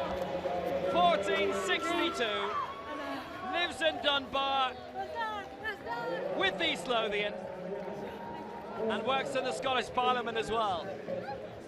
Oksana Corso, a great result for her as well.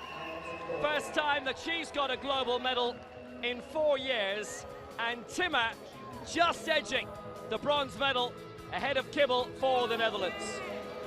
But Maria Lyle, she emerged in 2014 and looked as if the world would be her oyster, and then along came Isis Holt. Well, now she is world champion. She's had a bit of a wait. She was favourite coming into Doha, was Lyle, but Holt bagged the booty then. Lyle shot clear and was always looking good all the way. A major margin over Corso. Delighted in her own right to be the silver medalist, having done the double in Lyon in 2013. It's the category that keeps emerging new great names pretty much every single year. Men's javelin F46 Corso taking second, but look how close. 4. Silver, bronze and fourth were in the end. Kibble could have taken the silver. Fourth in the end for Poland. Timmer in third. Corso second, and Lyle had a little look at the clock. Just looking to see whether the event World record not in any doubt, but it's not about records. It is about medals, and Lyle has got the gold. 60 meters 59, and he's passed. So we move into round 5. 14.62 the winning time. On the day that Hannah Cockcroft has claimed gold herself. Maria Lyle gets Britain's third gold medal in Dubai, 14.62. Corso the silver for Italy, and Timmer the bronze for the Netherlands. In a lifetime best time, Kibble edged out in Those fourth. are the standings of the javelin as we go into round 5 out of 6.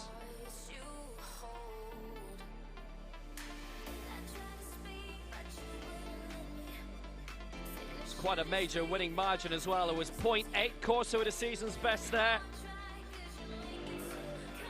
Another success for the Netherlands, and they pick up a bronze, maybe to make up for the one that Marlene van Ganswinkel was denied. And actually, she's in the crowd there. I see her. She's right in the left of your picture. Disqualified late on after her final couple of nights ago.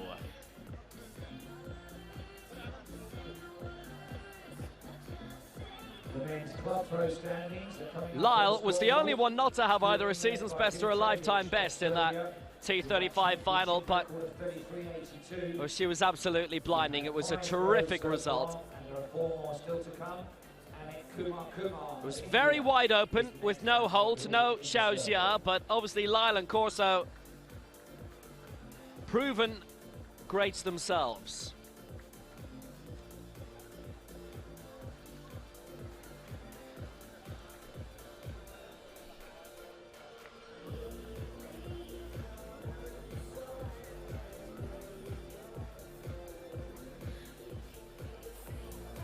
Men's long jump T63. Just about to get underway. The athletes being presented down there, as you can see. in a field that contains the likes of Ntando Malango of South Africa, the T61 record holder, and Leon Schapper, the world record holder in the T63 category. Daniel Wagner, championship record holder in the T63. Luke Sinnott of Great Britain, the last of the athletes there.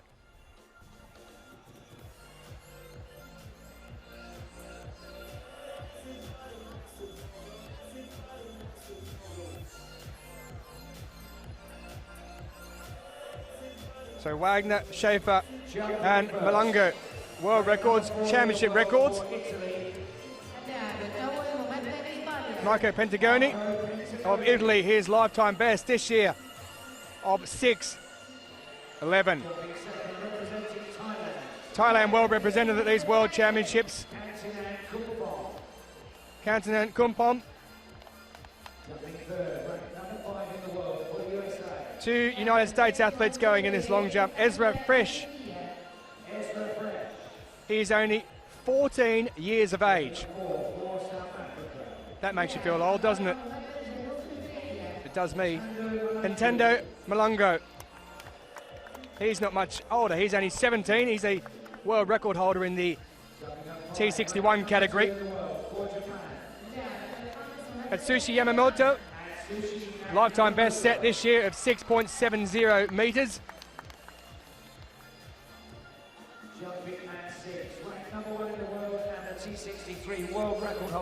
This man knows a thing or two about records. Leon Schaefer,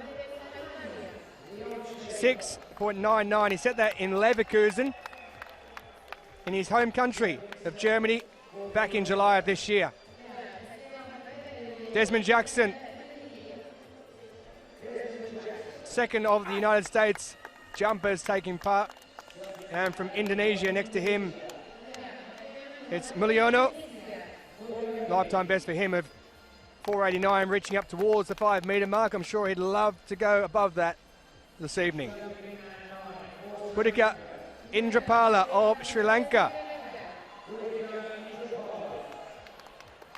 5.37, his lifetime best. And next to him, of Denmark, Daniel Wagner, who set the championship record 2 years ago in London.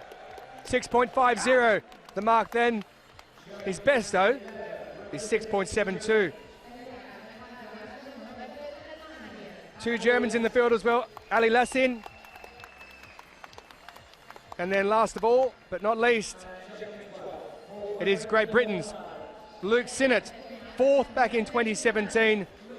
Lifetime best set this year of 6.27. The former captain in the Royal Engineers Unit of the British Army will be looking to get up into the medals this time out.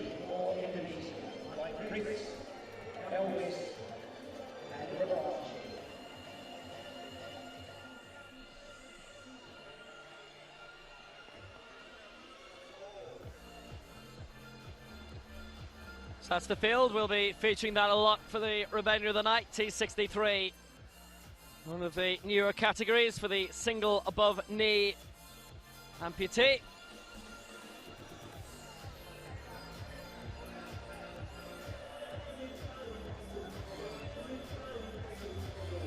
Crowd getting their money's worth already this evening.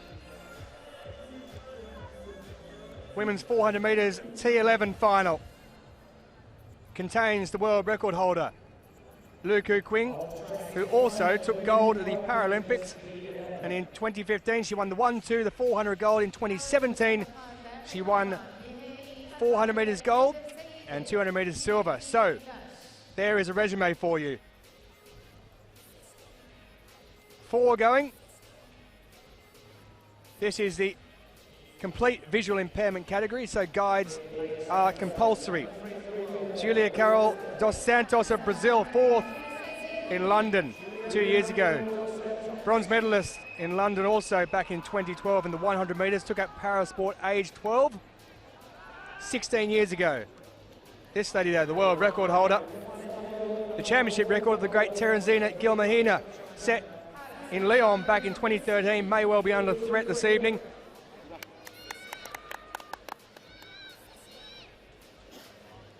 And further inside, the second of Brazilians, Thalita Vitória Simplicio da Silva, fourth in her home Paralympics 3 years ago. She took the bronze in this event in Doha 4 years ago. She'll go in lane 3. And on the inside, Suniporn Thanawong of Thailand, gold at the Asian Para Games last year in the T12 category, plus 200 metres gold as well. She'll go from lane 1. Now let's not forget the guides. They are very important. And Lu Ku Qing's guide, Zhu Dongling, has helped her to a world record just last year. So the importance of a guide in the T11 category cannot be stressed enough how important it is.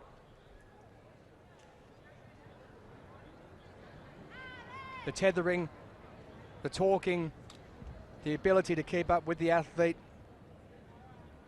and the knowledge of what's going on around them makes them every bit as important as the runner themselves.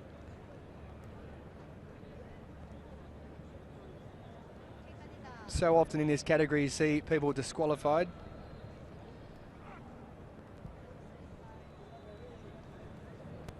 And the guides quite rightly pick up a medal along with the athletes if they so win one.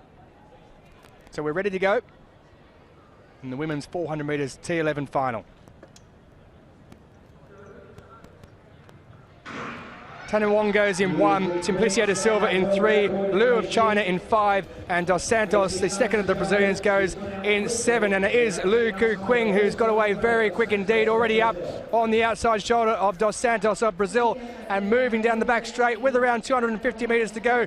She is almost up with the Brazilian on the outside and moving into first place, but also doing well on the inside is Simplicio da Silva as they round the bend with 200 metres to go. But it's Lu Ku Qing who currently leads out in front, but she looks like she's struggling a little bit. See if she can manage to hold her form as they move round with 100 metres to go. So it's Lu Ku Qing who leads from Julia Cadol dos Santos of Brazil, and Simplicio da Silva also moving around now into second place. But Lu Ku Qing is slowing right up, and it's in the inside. Simplicio da Silva looks like she's going to get there. Simplicio da Silva of Brazil, bronze in 2015. It's going to be gold though in 2019 in a time of 56.85 seconds, just outside the championship record. Lu Ku Qing really struggled in that last 100 metres, and she ends up coming home in second position. Well, I said as they were coming around with around 150 metres to go, she looked like she was leading it in a stride. She looked like she was in a bit of trouble. And Thalita Vitória Simplicio da Silva, a new lifetime best of 56.85. Lu coming in second place. Thanawong of Thailand picks up third, but Lu, as you can see, really struggled coming down that home straight. The guide was trying to push her along. The guide needs to go over the line behind the athlete, and in the end it was that lady there, Thalita Vitória Simplicio da Silva, who was fourth at her home Paralympics 3 years ago, but this time she has picked up the gold medal in Dubai. Let's watch on the replay. Well, there was no issues with the start from Lu Ku Qing. Inside her own world record. The issue came at the 200-metre point towards the end, in the last 150 metres. There you see there, just as the guide goes ahead, you can just see she loses a stride almost there, and from that point on, it was all downhill. And the 22-year-old from Natal in Brazil, Thalita Vitória Simplicio da Silva, strides home with Felipe Veloso da Silva, her guide, leading the way, pushing her across the line, looking strong, looking great. One of 14 athletes honoured by the government in Brazil in recognition of her performance at the 2016 Paralympic Games. She'll be recognised for this as well. A gold medal, World Championship winner, Thalita Vitória Simplicio da Silva. So confirmation of a lifetime best for the Brazilian, 56.85. Lu Ku Qing picks up the silver, and Thanawong A lifetime best also of Thailand comes home in third. So the men's long jump, the opening round, T63. Long jump is underway. The current standings in round one displayed on the scoreboard.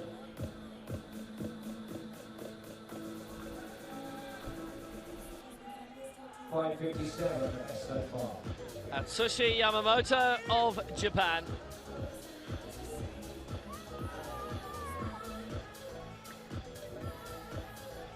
Tanda Malangu of South Africa is the leader of this right now. Third and second is Javelin final. Sri Lanka still in gold. Ajit Singh of India. 670 is lifetime best this year. That would be more than enough. Yamamoto on the way now. Oh, and he went flying there and he tilted quite a bit. The man from Osaka, home of a previous World Athletics Championships and the former world champion twice over in Lyon and in Doha. Paralympic gold has eluded him so far. It was silver for him in Rio. But he's a big contender here. Used the board really well. How he flew in the air. Didn't use the board at all in the end. 20 centimeters given away straight off. Looks good for the lead. Or close to it. Malango on 5.57. Yamamoto's absolutely smashed through that. Yamamoto into the gold medal position. 6.39 for Japan. And that sets quite the early standing.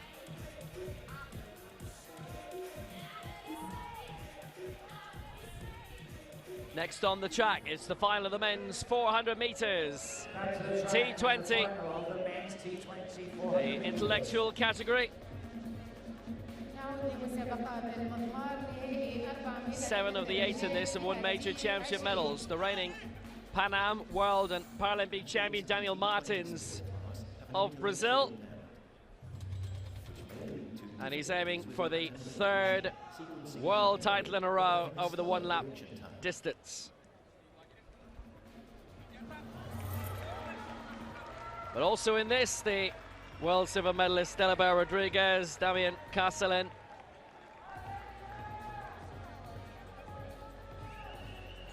Johnny Bell, his brother, has not made it. So lane 9 for France, 8th in the 400 meters final at the last World Championships in London. Charles-Antoine Kouakou. In lane 8, the Pan Am silver medalist and the Paralympic silver medalist in Rio, Luis Paiva of Venezuela. Previously a World Championship silver medalist in the 800. First global championships for Anderson, Colorado. The Pan Am silver medalist in Lima a few weeks ago. And he won bronze in that ahead of Luis Rodriguez of Venezuela, who's in lane 6. Luis Felipe Rodriguez Bolivar. In lane 5, the reigning Pan Am World and Paralympic champion for Brazil, Daniel Martins. His nickname's Neymar. Can you guess why? In lane 4 for Ecuador, the World Championship silver medalist in London 2 years ago, Damian Carcelin. Silver in the long jump in the Pan Am swim as well. In lane 3 then for Spain. Silver in the 800 meters in the last World Championships and bronze in the 4. Delibert Rodriguez, whose brother Dina Bell did not make it. And in lane 2 for Russia, the European Championship silver medalist in Grosseto in 2016 and the World Championship bronze medalist in Doha 4 years ago, Artem Muratov of Russia. Daniel Martins setting a new world record in Sao Paulo back in April of 46.86. It's his championship record from London 2017.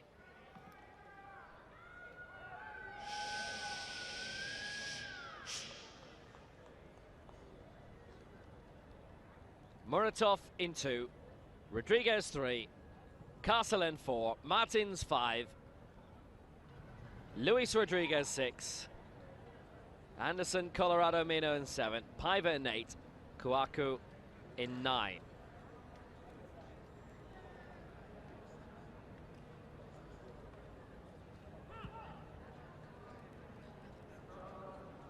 The final of the men's 400 meters T20, and just a technical stop.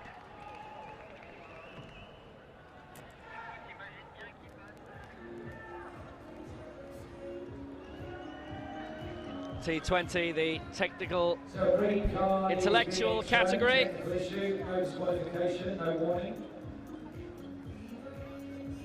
Green card for everyone, no worries at all. So Kouakou, the man, if you like, with least experience in the field, he hasn't won a major medal yet.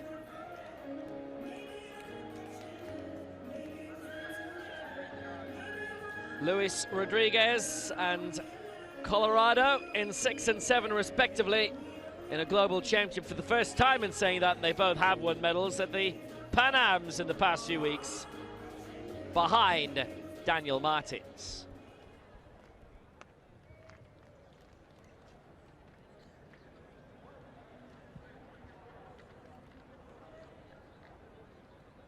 Muratov in 2, Delabert Rodriguez in 3, Castellan in 4, Martins 5, Luis Rodriguez 6, Colorado 7, Paiva 8, Kouakou in 9. The final of the men's 400 meters T20. Away this time, and what a start in 7 by Anderson, Colorado of Ecuador, with that silver medal in Lima a few weeks ago, and Luis Rodriguez going well, the man who edged just behind him ultimately. It is Daniel Martins in 5, the defending champion in this, who's going a really good track at the moment, but also to Luis Rodriguez in 6. Colorado's beginning to fall back a little bit. It's going to be interesting when they straighten up. Daniel Martins will be well to the fore, there's not much doubt about that, but he's got a big fight on now. Castle alongside, and Daniel Martins puts the foot down and goes for home for Brazil to defend his title successfully. Moving up is Colorado for Ecuador, but 47.63 is a new championship record for Daniel Martins. He's done it again, and it is 3 world titles in a row and 4 global crowns in a row for the Pan Am, Paralympic, and again, world champion. 47.62, the new championship record. Colorado with the silver for Ecuador was making good ground. Luis Rodriguez for Venezuela did come up to take the bronze. He was looking good for a lot of that. But Daniel Martins so strong in the final 100 meters. And he takes the crown again. He's broken his own championship record from London 2 years ago by 400ths of a second. And it's the top 3 in the Pan Am final who get the medals here again and in the same order. Daniel Martins kept a very good pace throughout. A solid start by Luis Rodriguez and Colorado Mina, and actually Paiva as well for Venezuela. But when they came in towards the closing straight, Daniel Martins way out in front, and what a fight back by Anderson, Colorado, who was down in 4th at one stage, shot up to take 2nd. Luis Rodriguez in 3rd, with Castle in 4th for Ecuador. The top 4 all from South American countries. Kouakou, the top European in 5th. Castellan had a major lunge to try and get the bronze to upset the Para-Pan Am results from Lima. But Daniel Martins scoring a terrific victory. Daniel Tavares Martins, more than a champion. Daniel Martins takes a championship record, 47.62. Anderson, Colorado, the silver for Ecuador, and Luis Rodriguez, the bronze for Venezuela. سيطرة ألمانية في المحاولة الأولى برقم 6 أمتار 90 ويستعد اللاعب الألماني علي لاسين للمحاولة الأولى.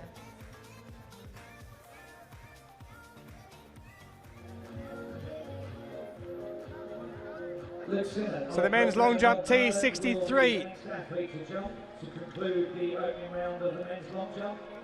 An athlete who has successfully transitioned from the Invictus Games format for those injured. Currently Schaefer leads of Germany at 6.90. Next up though will be Great Britain's Luke Sinnott. A poignant day for him. Remembrance Sunday in the UK to commemorate the contribution of British and Commonwealth military and civilian servicemen and women in the two world wars and later conflicts. Now he lost both his legs above the knee when an improvised explosive device went off in Afghanistan in November 2010. Served as a captain in the Royal Engineers Unit of the British Army. So today is a very poignant day for this man here, Luke Sinnott of Great Britain, with his opening jump.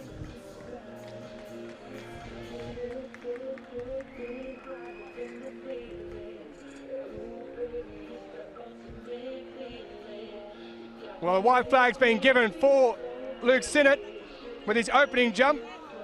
A lifetime best set this year of 6.27 metres. He finished fourth, just out of the medals in London in 2017. He went tight, he went close to the plasticine, but that is a legal jump, and that is about as perfect as you can get from the man from Great Britain.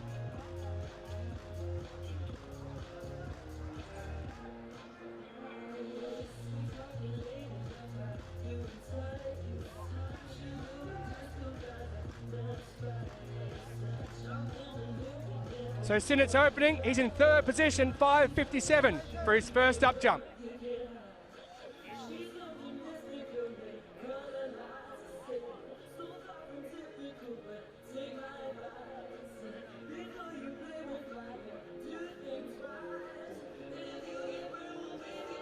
Championship record for Leon Schaefer with his first attempt for Germany. There are different categories in this T63 decider.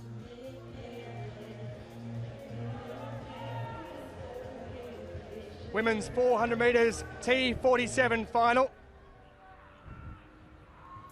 for upper limbs affected by a limb deficiency.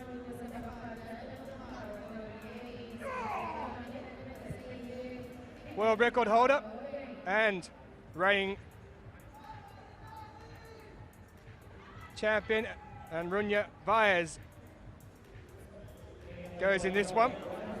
On the outside, Fernando Yara da Silva, bronze in the 400 metres and 200 metres of the Pan America Games recently.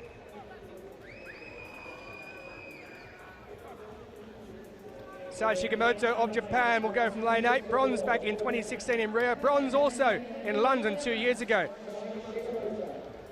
And inside her is the reigning Paralympic and world champion, Li Lu of China, looking to add to China's medal count at the top of the medal table. And in lane 6, it is the world record holder from South Africa, Arunya Vaez. She set it only in August of this year in Belgium. Silver in 2016 behind Lee, and 2012 as well. Gold in 2015 and silver 2017. Amanda Serna of Chile. She was fourth in Rio, fourth also in London 2 years ago, goes in lane 5. And the lady who was fourth back in 2015 hasn't competed internationally since due to Russia's ban, Anastasia Soloveva of Russia.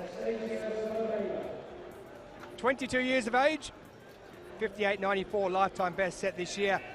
Indonesia's Dianti Paheda, who won silver at last year's Asian Para Games, will go from lane 3, nicknamed the Sagabal Express.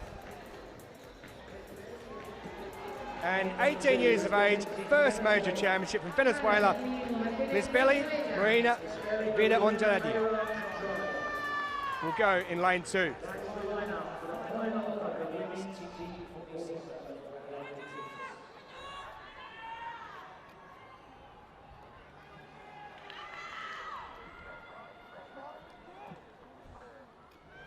Soloveva, her aunt Olga Minieva won gold in the 4x400 relay at the 1980 Olympics.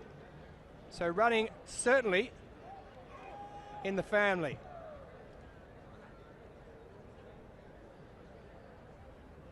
So Verda Andre will go from 2. Behera of Indonesia will go from 3. Soloveva from Russia in 4. Cherna of Chile in 5. Vyas, the world record holder of South Africa, in 6. Lee, current champion of China, in 7. Shigemoto of Japan will go in 8. And De Silva out on the left of your screen in lane 9. And away they go with no issues at all. No green cards, no reds, no yellows, no nothing. And Vyas is coming up on the outside. She's trying to chase down Li Lu at the moment. Li Lu, the reigning champion, has already gone past a couple on the outside, but Vyas is moving up also level with Li Lu. So with 200 metres to go, Vyas has gone flying past Li Lu and it's got into the lead. But has she used up too much gas early in the race? At this stage, she's around 5 metres out in front and really storming around that final bend. She's got around 110 metres to go. Now Lee is trying to strike her down, but she's way, way behind in second place, and also coming through the young Venezuelan on the inside, an 18-year-old in the first major championship, is in second place, but she's falling back. But here comes Anrunya Vyas, the world record holder. She took silver back in 2017. It's gold this time in a time of 55.80 seconds. She's outside her own world record, but it is a championship record. So Vyas now holds the world and championship records. It's been rounded down to 55.79. And she has smashed the world record, which has been there, the championship record, which has been there since 2002. And Anrunya Vyas, well, I thought she might have gone out too quickly. With 200 metres to go, you wondered whether she was going to be able to hold that speed. She held it, plus some more. Li Lu, she did her best. That lady there, the 18-year-old Vera Andrade, what a run from her in her first major championship. What a future the 18-year-old has. Lee picks up the silver behind the world record holder, the championship holder, and the world champion, Vyas. And in third place, it is Lisbeli Marina Vera Andrade. Well, that was some run. Lee went out early. Vyas went after her in the back straight. Caught up to her with around 200 or so left, and from there just absolutely powered through in what is an extremely difficult event. And Anrunya Vyas of South Africa. Wonderful run.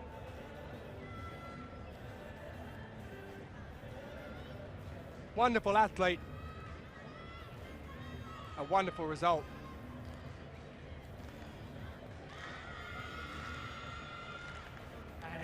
Lee coming across in second position, but that lady there was all about her.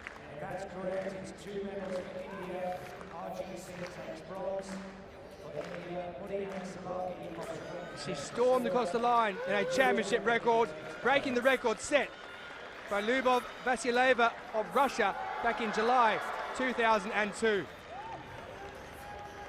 Championship record then 55.79. Lee deposed into second place. The former champion takes silver, and Vera Andrade of Venezuela, first major championship, lifetime best, 58.98, takes the bronze. Another thriller on the track. Let's see if we can get something like that in the field as well. It's the men's javelin F46. India and Sri Lanka have been dominating this.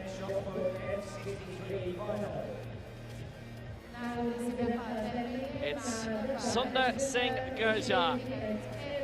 59.85 is best so far.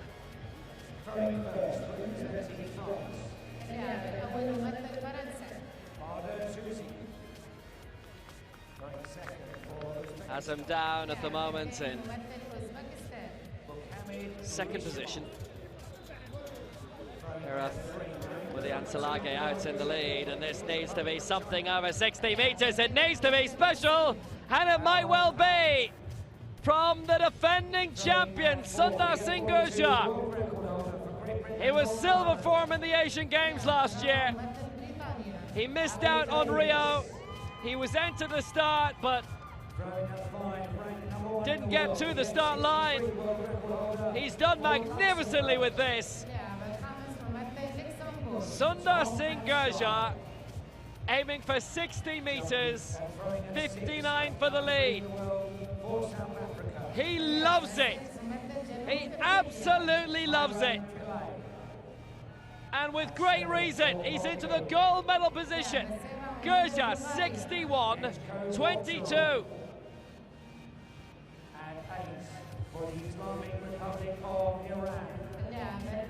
Now for India, Ajit Singh, who's lying in third spot, 59.46 from the opening round.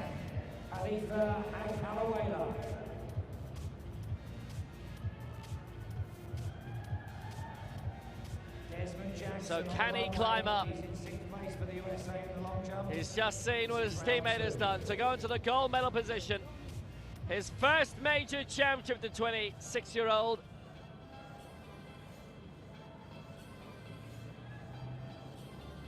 Is in the Lakshmibai National Institute of Physical Education in Gwalior, a PhD at the same university.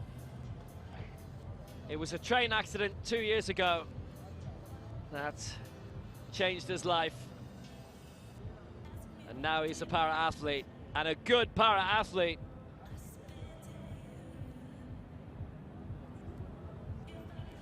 Ajit Singh.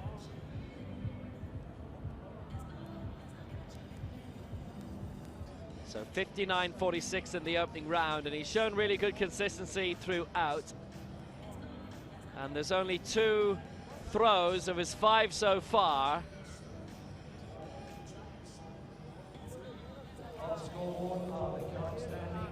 Not enough for the bronze. So, Herath Muriansalagi, 60-60. That's currently the silver medal position for Sri Lanka. Ajit Singh, can he get this one out beyond 60? It's another serious throw. It's well beyond the final marker of 50.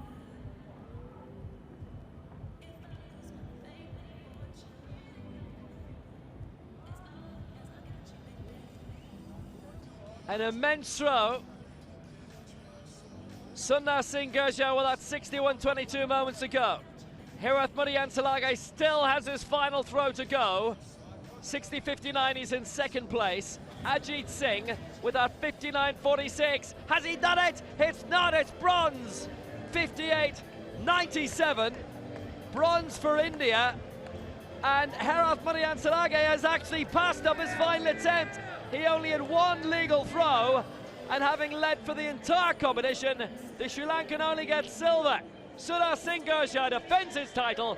61.22, gold for India, silver for Sri Lanka. Ajit Singh with the bronze for India as well.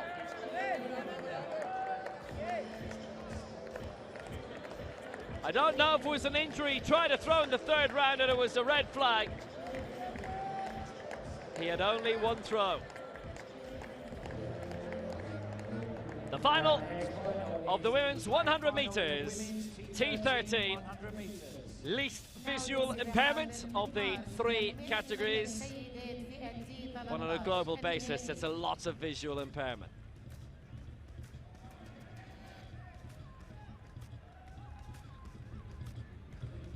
The woman with all the titles is Lelia Zamatova of Ukraine in lane 4. But she's up against the Asian Games champion, Putri Aulia, the Pan Am champion, Kim Crosby of the United States, and the new 400 meters champion, Rayan Suarez of Brazil. Carolina Duarte has been a European champion also.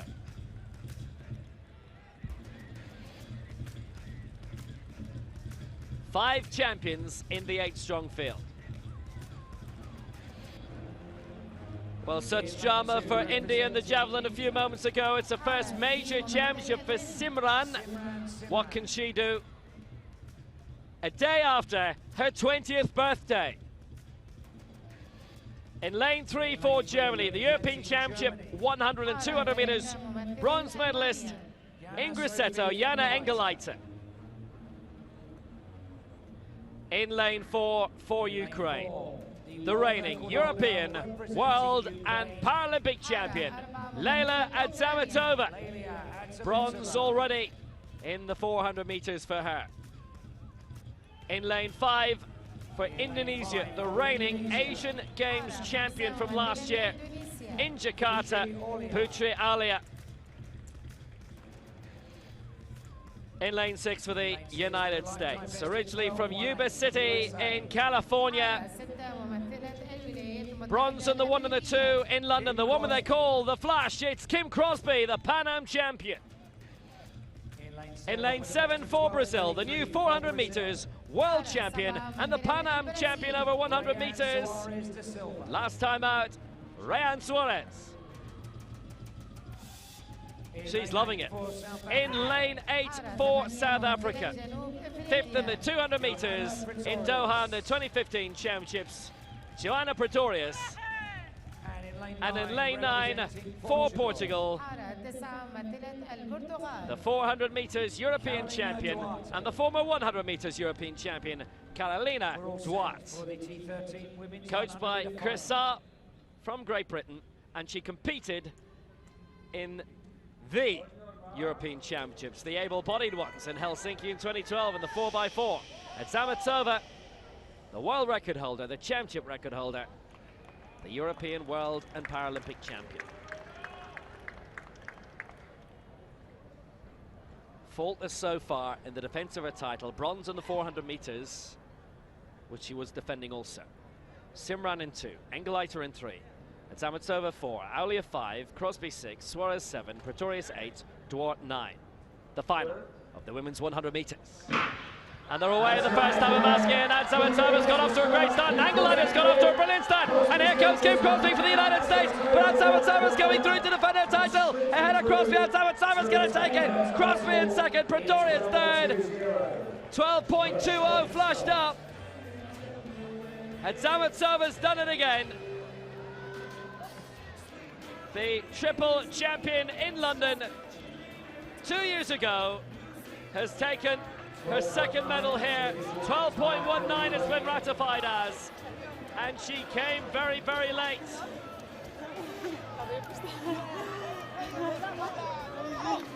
She's won the last 2 European titles. Kim Crosby, the Pan Am champ, came through well as well, and for a while looked as if she might be able to make something major happen. And Pretorius shot up right at the end for the bronze medal. But Adzamatova's got the job done. Suarez missed out in 4th, having been up for quite a while in the medal positions. Aulia 5th, the Asian Games champion. Ready to speak to the press, Adzamatova. Brilliant start by Kim Crosby, the best start of all, and Engelleiter as well for Germany, but she died in the end to come home in 6th place. Crosby looking great at this stage, but Adzamatova then comes from the 50, and in the dry phase just shifts it through, and coming up from 6th to 7th to take bronze, Pretorius of South Africa. Adzamatova with another glorious victory, bronze in the 400 earlier this week, and now gold, champion again in the 100 meters. Pretorius with her first ever major championship medal, and she knew it, pipping Suarez on the line by 0.04 of a second. Adzamatova with the great determination. The rest were besting her in the first half of the final, but the second half was all about her. Leyla Adzamatova with the gold for Ukraine, 12.19. Kim Crosby the silver for the United States, and Joana Pretorius the bronze for South Africa. In the F34 and shot put, taking place in the Kazakhstan for this start, is still that world record of 20 with a piece, and the currently in the circle is of China. 991 is the most recent throw, and placed in the 6th place. Well, what a win.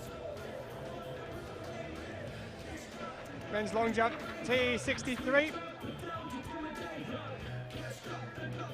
Leon Schaefer currently leads of Germany. Marco Pentagoni of Italy.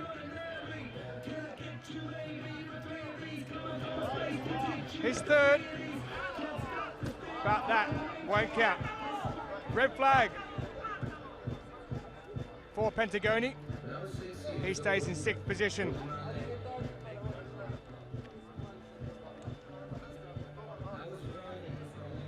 Confirmation of that for the Italian.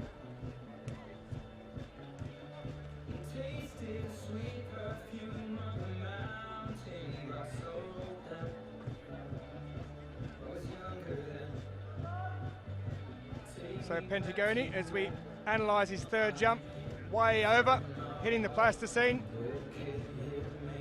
No mark given.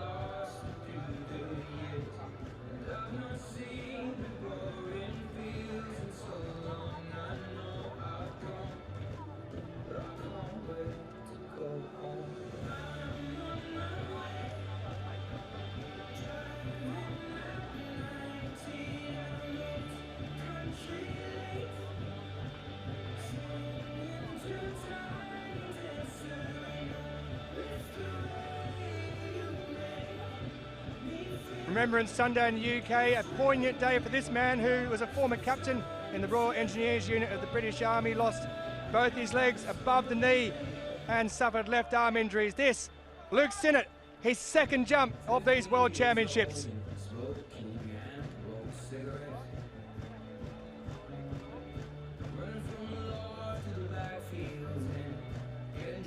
But that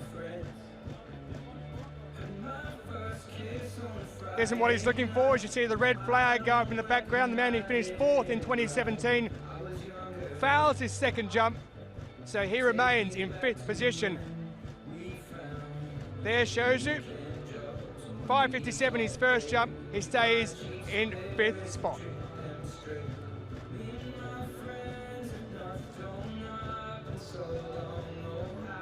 So Schaefer of Germany leads 6.90. He's 14 centimetres ahead of the man who holds the championship record in the T63, Daniel Wagner. At the top of the straight is the men's 100 metres T34 final.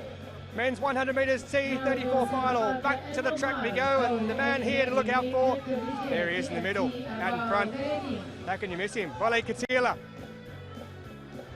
Perhaps giving us a sign of what might be to come if he gets out in front. Holds the world and championship records in lane 4. From Tunisia, Vale Katila. He set the championship record right here in Dubai. Henry Manny, numerous medals since his debut back in 2013.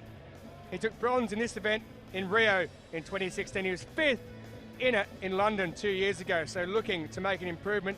The silver medalist at the European Championships last year. Bojan Midic, who won his heat, bronze back in 2015, 4 years ago. Took silver in the 2014 European Championships. He took bronze last year in Berlin, the man from Switzerland. Vale Katila though, 400 gold already here. Just yesterday, 2012, 2016 gold in this event. 1, 2, 4, 800 gold in the past 3 World Championships. Looking cool, calm and relaxed. Reid McCracken, who won his heat, 14.79, his lifetime best set this year. The Australian will go in lane number 5. Canadian interests, Austin Schmink, 22 years of age, 4th in this back in London in 2017. He qualified for London 2012, 7 years ago, but decided he was too young, so waited until Rio 4 years later. Gave us the wink as well. Mohammed Al Mahadi, 2nd in his heat, the man from the UAE. Chawat Ratana, Asian Para Games, gold medal just last year. 3rd in his heat, the 23-year-old. Thailand always strong in wheelchair events. And out wide, it's Mohammed Rashid Al-Kabashi. 8th back in 2016, the Qatari flag bearer in the Rio 2016 opening ceremony. T34 coordination impairment wheelchair category.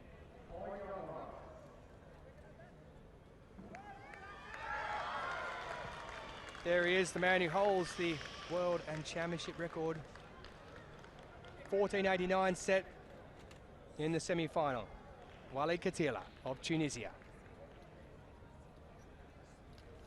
So Mani in 2, Midic in 3, Katila in 4, McCracken in 5, Schmeek of Canada in 6, Al-Mahadi in 7, Britana in 8, and Al-Kabashi out wide in 9. No issues getting away. Look at Wale Katila. Straight away, he is out to the front. Within 5 metres, he is at least 1 length ahead. Reid McCracken is trying to go with him, the Australian. McCracken in 2nd place. And out wide there, it looks like Charat Ratana is in 3rd place, but it is Wale Katila in a time of 15 seconds. So he's outside his world and championship record marks. Reid McCracken has gone through and picked up the silver medal, and it looked on the outside, it's going to be very close, but Ratana of Thailand looks as though he's picked up the bronze medal. McCracken's definitely come home in 2nd in a time of 15.51. Katila has been rounded down to 14.99 seconds, so he's 0.1 outside his championship record he set in the semi-final, and it is Al-Mahadi who has snuck across in front of Ratana to pick up the bronze medal. The man, the home favourite from the UAE, Mohammed Al-Mahadi, has picked up a bronze. Reid McCracken there, solid effort from him. He knows how difficult it is going up against the great Wale Katila. And when a man goes out that quick, as he did, all you can do is smile, as Reid McCracken did. There's Al-Mahadi. There is Wale Katila. Will he ever lose a race? He is absolutely lightning out of the blocks. So quick. And all you can do is sit back and admire what he does. So many gold medals, so many world records, so many championship records. Just look, the head movement there, he just gets himself out, he pushes himself forward, and it's almost as though he knows that if he gets out of that lead in the first 5 or 6 metres, he will never, ever be headed. He wins by at least 2 lengths there over Reid McCracken. Al-Mahadi has snuck up on the inside of Charat Ratana and picked up a bronze medal. Wonderful sight to see. Nothing quite like wheelchair racing. It's quick, it's wonderful on the eye, but it can be brutal at times if you're following Wale Katila. There he is going across the line with Reid McCracken, and on the inside you can see the man from the UAE, Mohammed Al-Mahadi, just having a look across there to Charat Ratana to see if he got it. Yes, he did, but no one could catch him.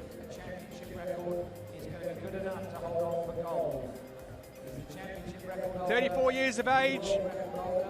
So many years left still, I'm sure. Wale Katila, 14.99 with the gold. Reid McCracken, 15.51. Al-Mahadi picking up the bronze medal in 3rd place at 15.93.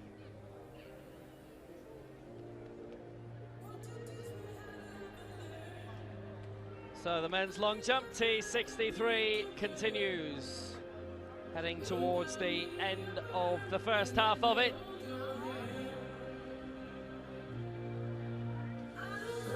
Leon Schaefer for Germany. Former footballer, 4th in the Paralympic Games. Bronze in the long jump at the last World Championships. And a major effort. He's flown out towards 7 meters. The man from Bayer Leverkusen.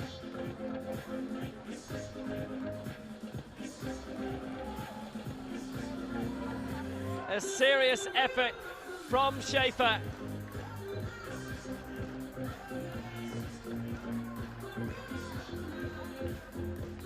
And he didn't use the board at all.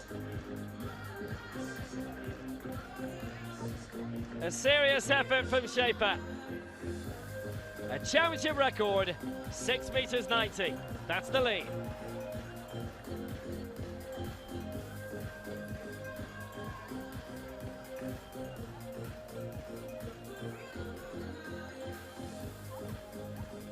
final of the men's 100 metres T33. It's the T33 men's 100-metre final. Coordination impairment, wheelchair racing. This a bit more restricted than the 34s of Wally Katila and Hannah Cockcroft. 2 for Great Britain in this. Andrew Small and Harry Jenkins. Everyone in this has won a major championship medal in the past 12 months.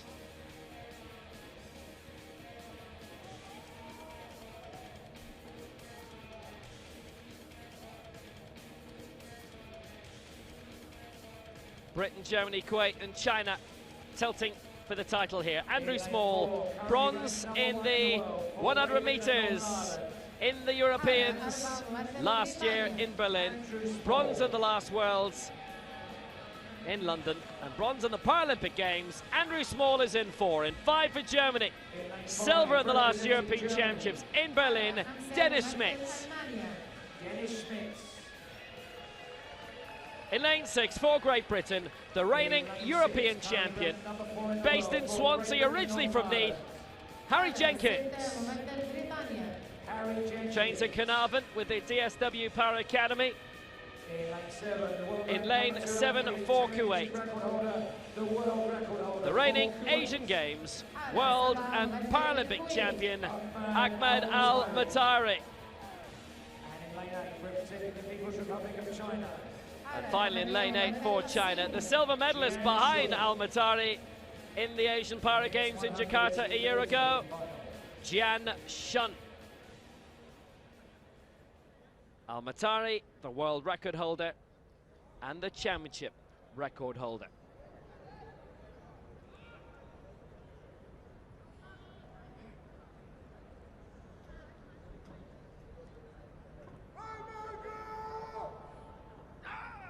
Winner of the last 3 global golds in this event. Small in 4, Schmitz 5, Jenkins 6, Al-Matari 7 and Jiang Shun in lane 8. The final of the men's 100 metres T33.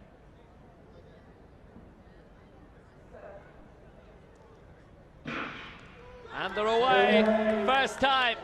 Good start by Harry Jenkins for Great Britain. Andrew Small has got off to a flyer. Al-Matari, the defending champion, fighting back. It's between Small and Al-Matari. Al-Matari accelerating. He successfully defended his title 4 global crowns in a row. And it's Great Britain silver and bronze. Andrew Small the silver, Harry Jenkins the bronze, and 17.10 the winning time. Well, Small for a while looked as if he was going to pull off a major shock, but Al-Matari got the acceleration right at the end.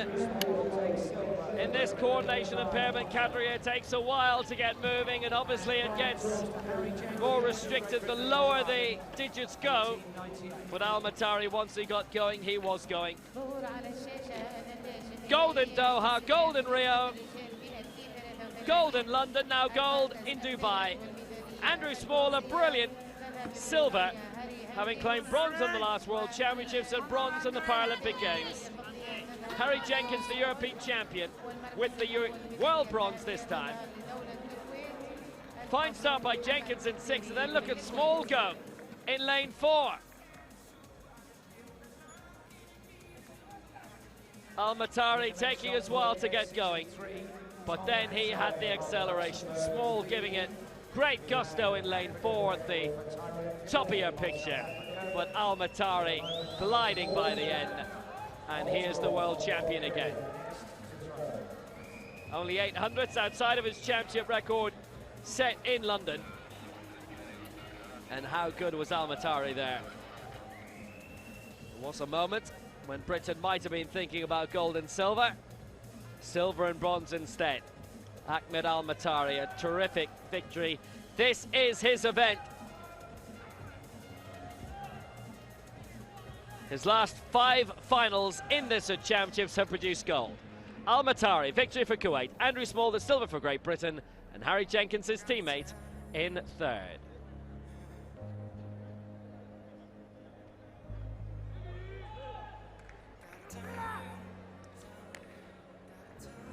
Back to the men's long jump T63 final. Lassine, who's yet to register a mark in his first two jumps.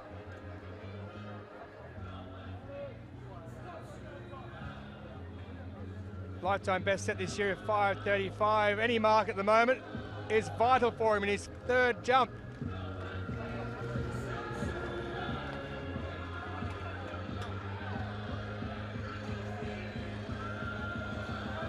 Well, that's been given the white flag, so he does have a mark.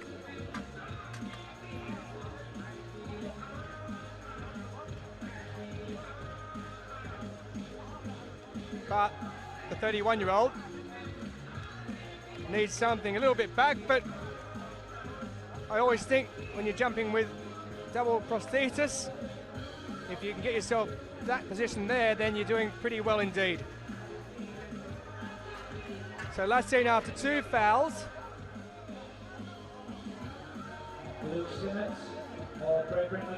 has registered a mark. He's up into ninth, 5:26.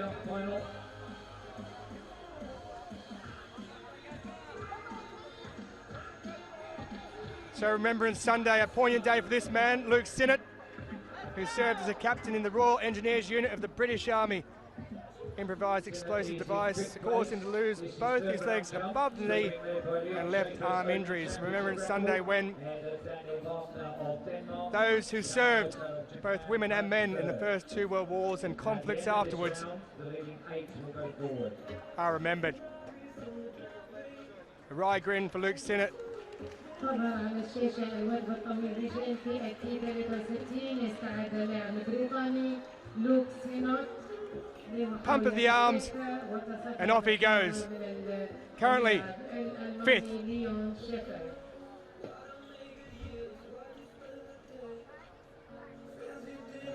Well, they're checking the mark. That's a red flag again, so that's two fouls for Luke Sinnott after a 5:57 with his opening jump. He remains in fifth position. There's confirmation of that. Should be enough though, what he's got to go through. First round heats of the men's T47 100 metres.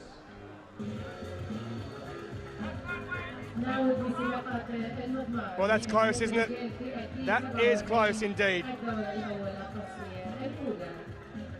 First three in each heat, plus the next. Sinnott's down there looking at it, just questioning. In lane 4, representing Germany.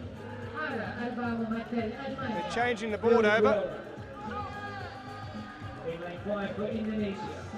Well, they're having a look at this. He's asking to have another look. He's not. There it is there.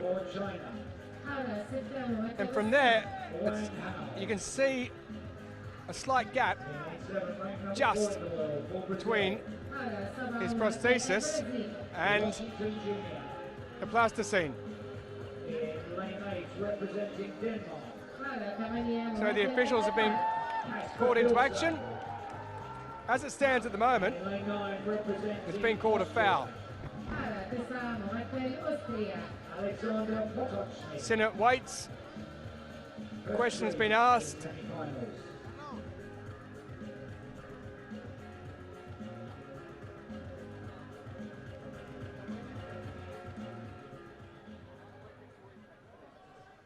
Well, having a good old look at it, aren't they? They look. The screen is being double, triple, quadruply checked.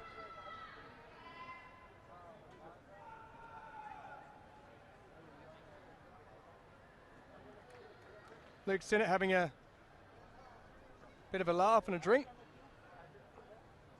But it appears that that is going to stand. He's in fifth spot. Schaefer leads. Ezra Fresh, who will be up shortly. Desmond Jackson, North American record.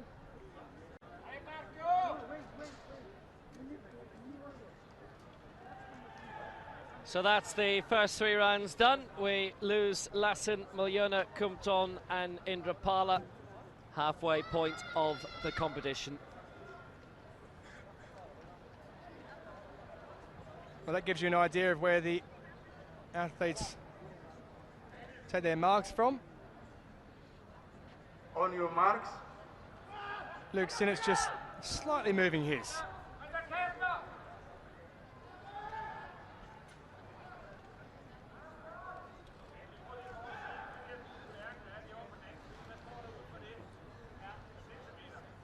Well, we've had already a new championship record, brilliantly contrived by Leon Schaefer, who's the world record holder, 6.99, set in his home jack in Leverkusen back in July, and an America's record for Desmond Jackson at T63, 5.51.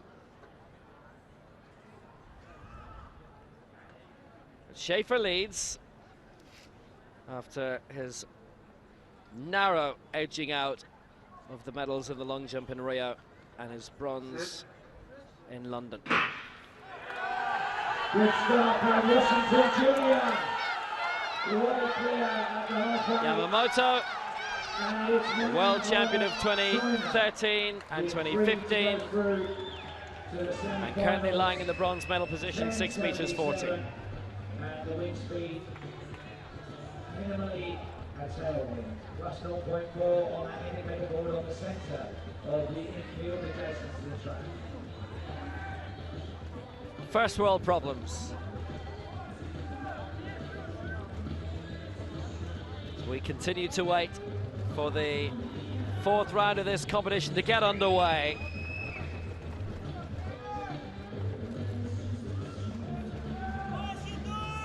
First to go will be the 2 American jumpers, Ezra Freck and Desmond Jackson.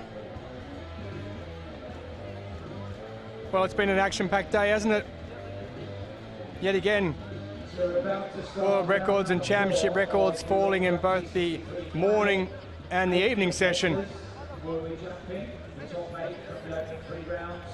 In reverse order, the leader still Leon Schaefer of Germany. The results of that 100-metre heat confirmed on the scoreboard. Wonderful scenes here in Dubai. Weather has improved from this afternoon when we had one of those half a dozen days or so of the year where it actually pours down rain. You'd be forgiven for thinking you were in a different country this afternoon. It rained so hard. Dried up completely now. So that Alan competition... Davis, you can see to the right in the men's shot put F34 final. So we go to a new event. Men's shot put F63. So Alan Davis currently in 2nd position behind Tom Hampshire of Luxembourg, who regularly tilts around the medals, but Davis is the perennial champion.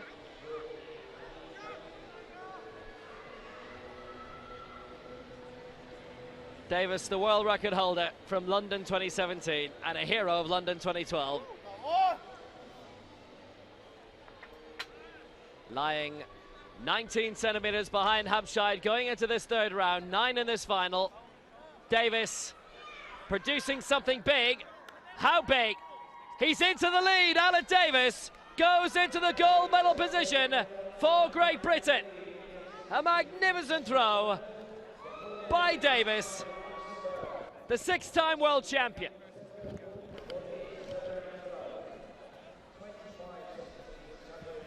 So back to the long jump T63. Ezra Fresh from the USA, 14 years of age, the youngest athlete in Dubai, born on the 11th of May 2005. Quite some achievement at 14 years of age to be competing in a World Para-Athletics Championships event. And not only that, he's gone through to the final 8 jumpers. So he will have a 4th, a 5th and a 6th jump up against some absolute icons of the sport. We're not even halfway through. We've had an African record. Pressure? What pressure? South Africa. And we've had an Asian record for Bao Pang of China. Well, Fresh gets himself ready to go.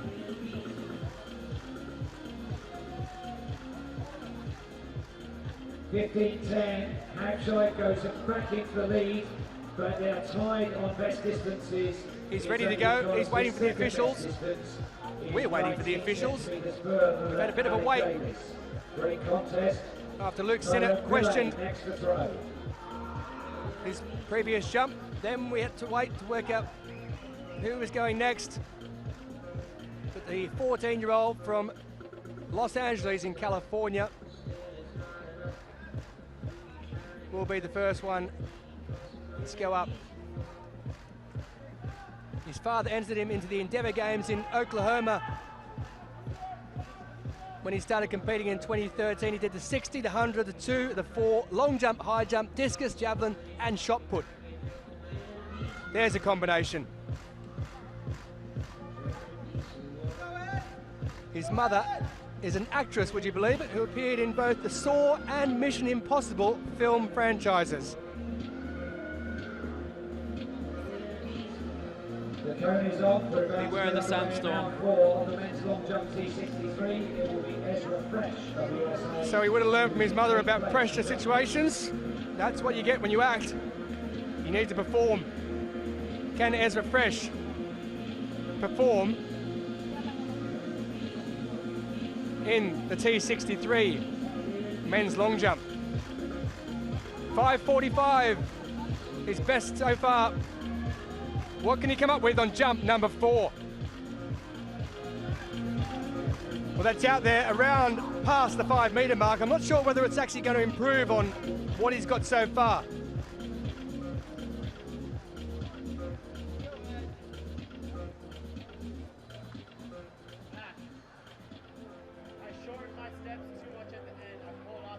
His lifetime best is another 21 centimetres further than that. If he jumped that, he would be up into 4th position.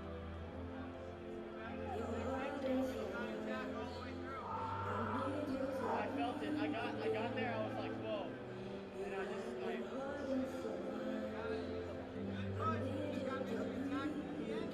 5:06 after fouling him with his 3rd. He stays in 8th position. 5:45, his first jump, still his best as he takes advice from his coaching staff.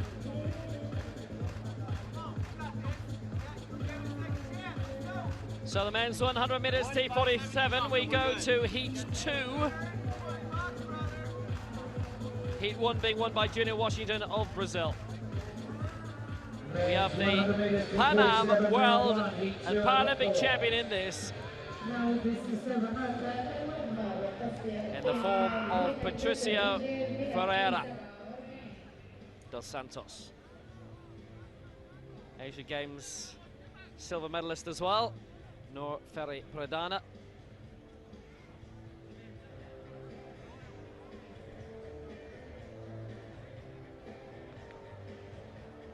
Tanner Wright in 4 for the United States, 4th in the 1 and the 2 in the World Championships, last time out in London.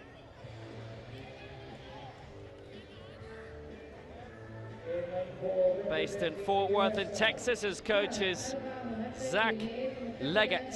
That's exactly what he's going to have to do to progress.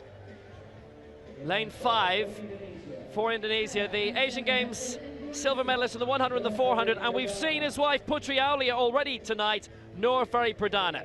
In lane 6 for Brazil, the reigning Pan Am World and Paralympic champion Patricio Ferreira.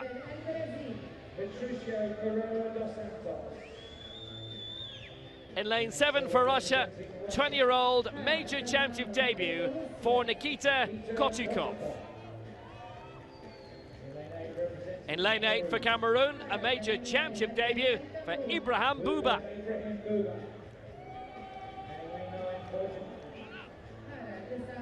And in lane 9 for Japan, the 5th placer in the long jump in last year's Asian Games, Yudai Suzuki of the Nippon Sports Science University in Tokyo. So it's the top 3 into the semi-finals, plus the next 2 fastest losers across the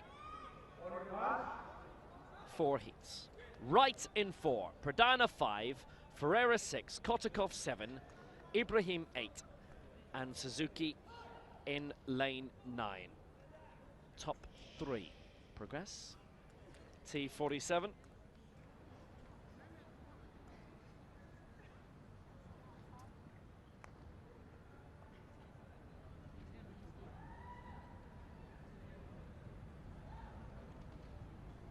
Taking a while to settle.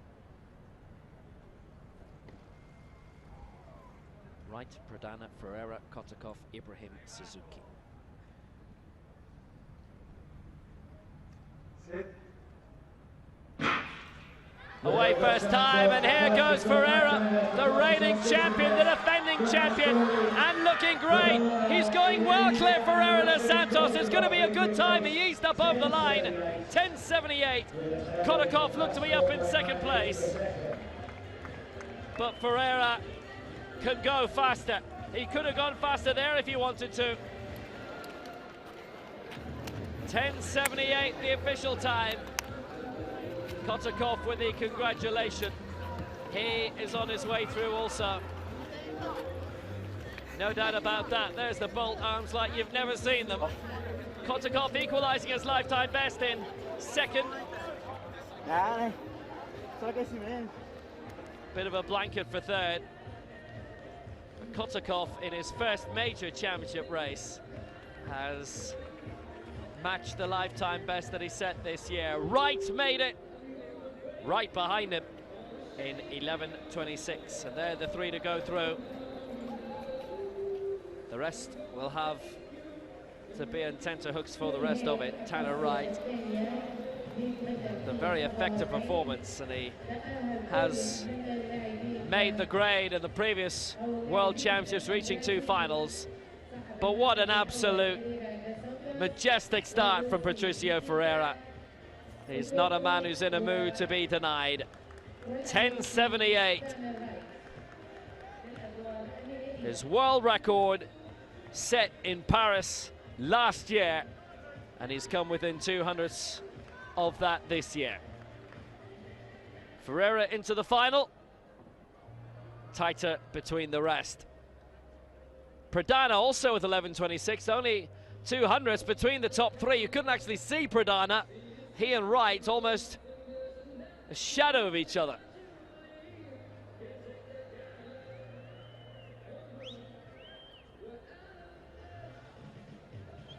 So Patricio Ferreira, Nikita Kotakov and Tanner Wright go through, and Pradana as the fastest loser. Chances are he'll be okay, but he can't be certain.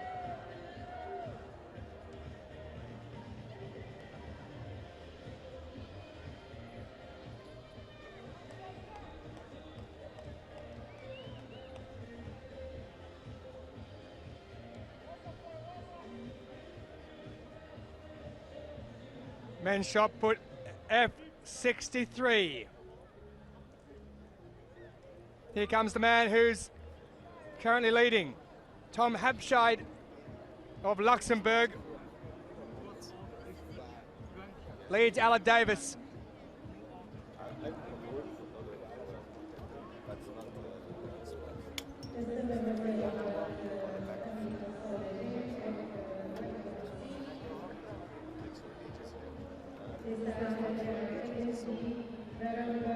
He's traditionally been the only member of the Luxembourg team, championship after championship. Third attempt for Habscheid. That looks big. That is very big indeed.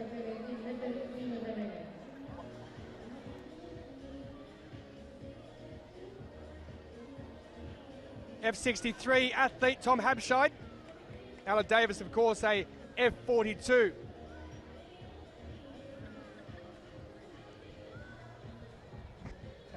In 2017, Habscheid finished in 4th position.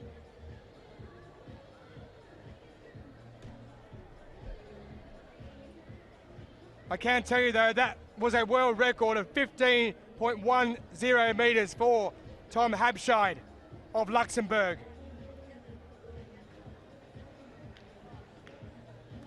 So a world record in his category. Alec Davis, 15.10. They are level with each other at the moment, but Habscheid is ahead, courtesy of the fact that Davis has thrown one foul as well.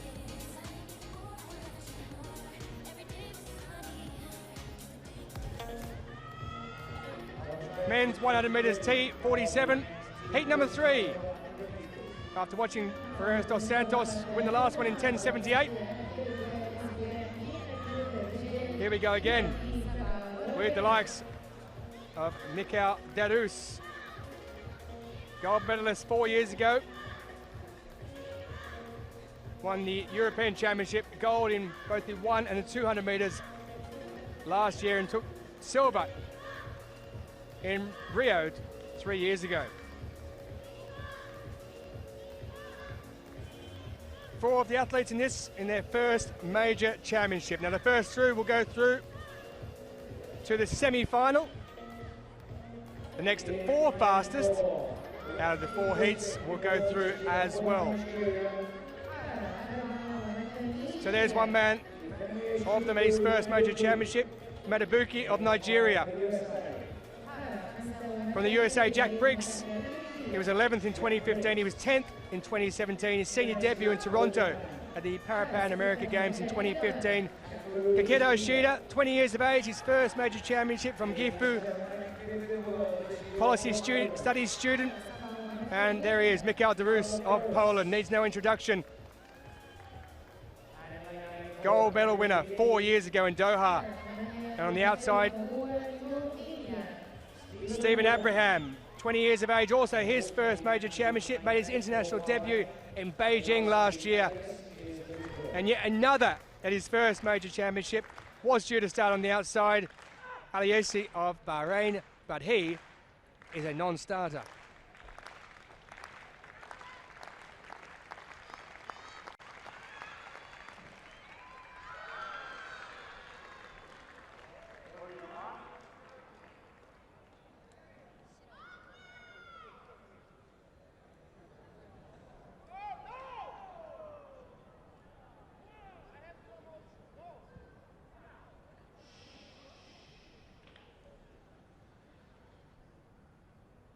Kaketo Ishida, 20 years of age, from Japan.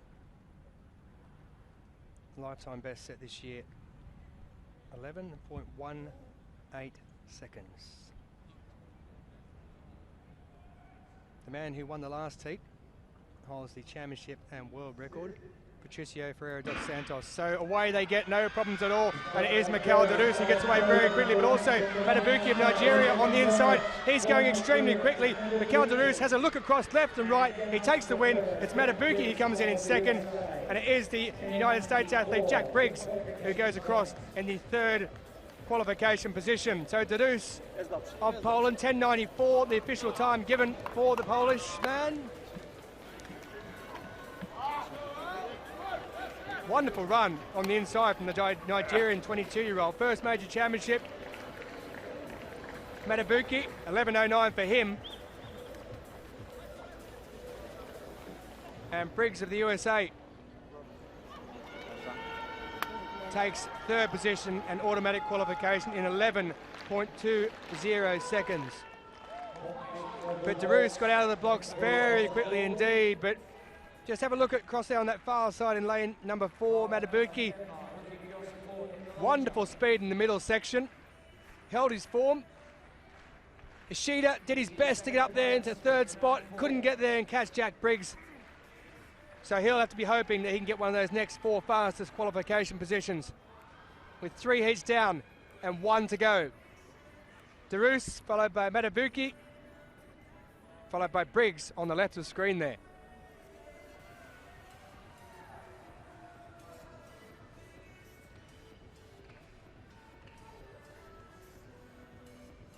T47, upper limbs affected by a limb deficiency, as you can well see. So Aliasi does not start. Ishida misses out. It's Darus, Madabuki and Briggs who automatically go through. 1 heat left to go.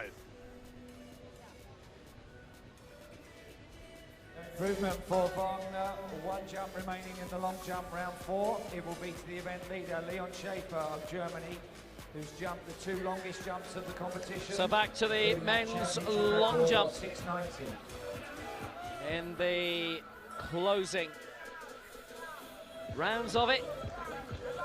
And the championship record by Leon Schaefer having them in front. 690.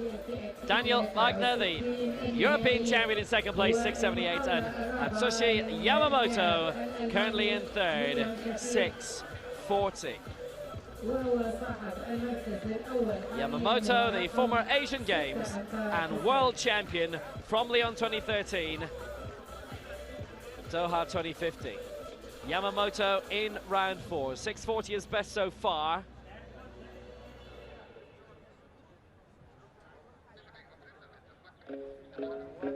As smooth a run-up as he can execute, and it's beyond 6 meters by Yamamoto.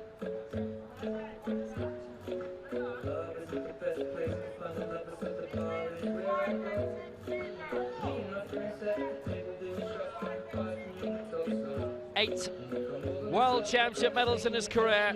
Silver in the long jump in Rio.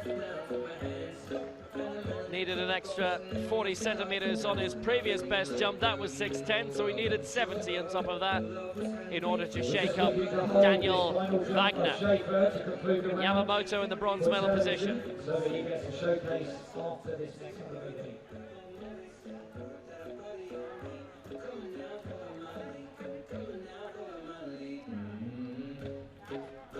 Wagner, the reigning world champion, but at the moment playing second fiddle behind Leon Schaefer. That championship record in the opening round, 6 meters 90. Followed up with a 685 and a foul. He'd been a footballer in his able-bodied days with Bayer Leverkusen now, the athletics club now. One of the best para-athletics clubs in the world. Now Schaefer, can he be the best jumper in the world in this category? He's flown out towards 7 meters. When he was learning about para-athletics and para-sport, he had a weekend with Marcus Raim. Picked up a few tips along the way, there's no doubt about that. Absolutely magnificent from this young man, he's 22. He may be the name we're all talking about for years to come, and he didn't touch the board there. And he still went out towards 7 meters. All of his attempts so far at least 6.5, 670. Look at that technique. Drawing the blade back. Feet lifted, plowing into the sand. Barely an indentation behind that. The best way to do it. 676. It doesn't improve, but he is our leader. Final track event of the day for 3 places in the semi-final. Well, we've got 4 sandpits, and Desmond Jackson, who's going to be jumping in a few moments' time, just decided to leap in one of the spare ones, the one that's in the other end of the stadium right in front of us. Ezra Fresh, the 14-year-old. Now, what were you doing when you were 14? Leon Schaefer in the lead. Wagner second, Yamamoto third. Fresh will wait for the sand to be perfect.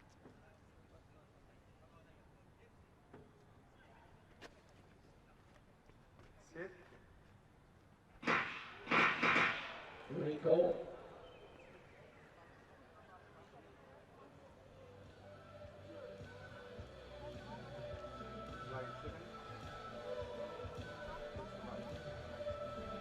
Fresh is a man who's raised an immense amount of money for good causes, despite the fact he's only 14. $400,000 US through Team Ezra. And he's from La La Land, Los Angeles. May 2005. 11th of May 2005.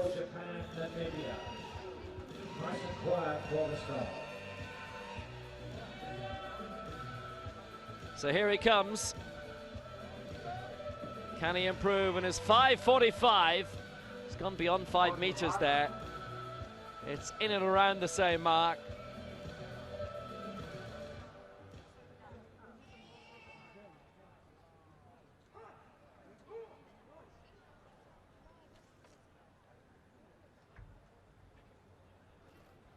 Born in the second weekend of May 2005, and sometime in the future he will be our #1.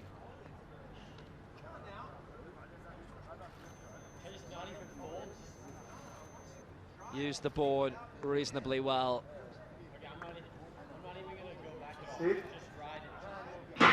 5:45 is best up to this point. The fastest on paper and the fastest on the track. Going well, second and third is between 5 meters 24, and he stays in 8th position.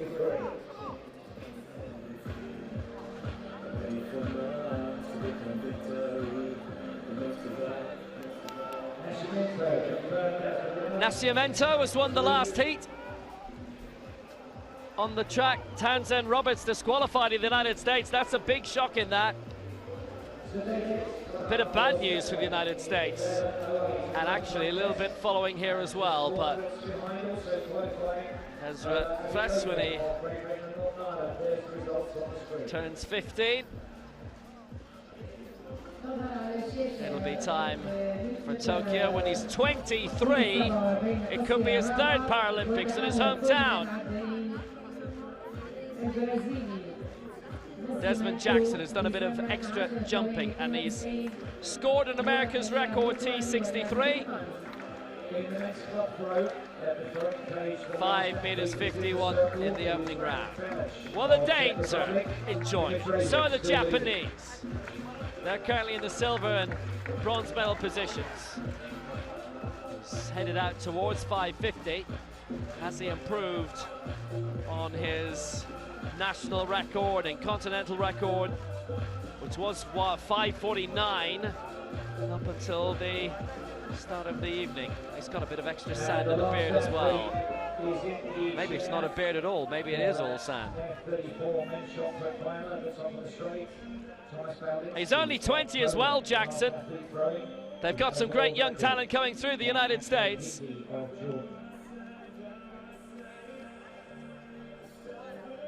It won't be his best of the night.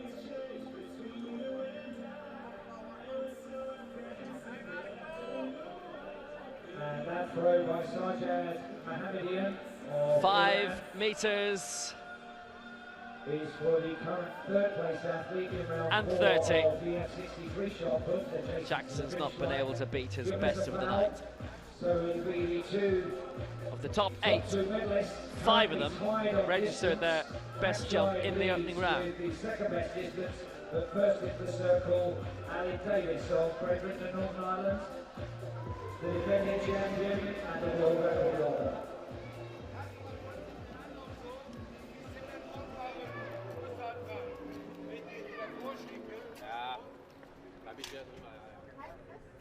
Marco Pentagoni.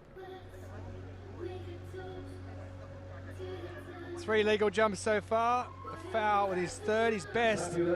His 2nd, 5:53 in 6th position. Are only separated by 19 centimetres, so 15-10. 5 centimetres further would put him up into 4th. Would take him ahead of Sinnott, would take him ahead of Malangu, who are 5th and 4th respectively. 15:32, he takes the lead for Great Britain and Northern Ireland. Pentagoni just waiting for the pit to be raked, the cone to be moved, and he'll be on his way. Right about now. Good crowd in again. Off he goes. Jump number 5.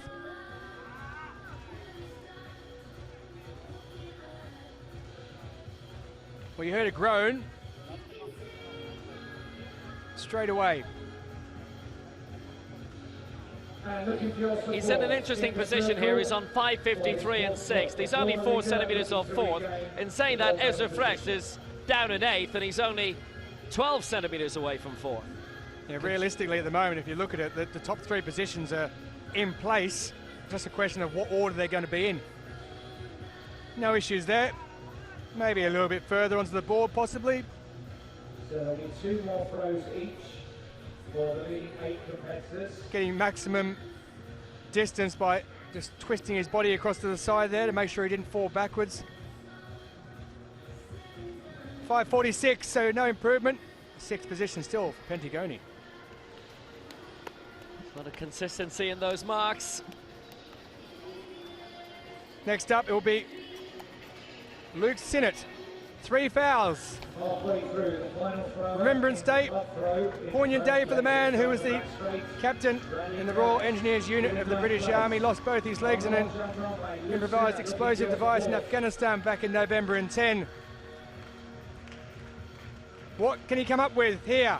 He needs something special, he needs something big. 3 fouls, 1 legal, what's he got now? Is in 5th place. Well, nothing about with the distance. He gets the white flag. Gets the white flag for that one. The only question now is, has he improved on 5:57? He's level with Malangu. Malangu ahead on countback.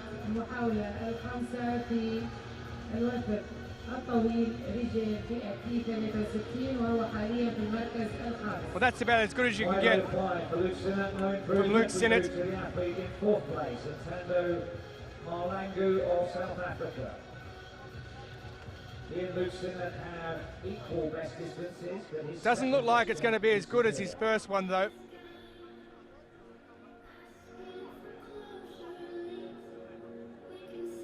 Modern technology, hey? Watch it back straight away, work out what the problem is. 5:05, the problem is he's 52 centimetres less than his opener with 3 fouls sandwiched in the middle. He's got 1 left as the British athlete in 5th position. He was 4th in London 2 years ago.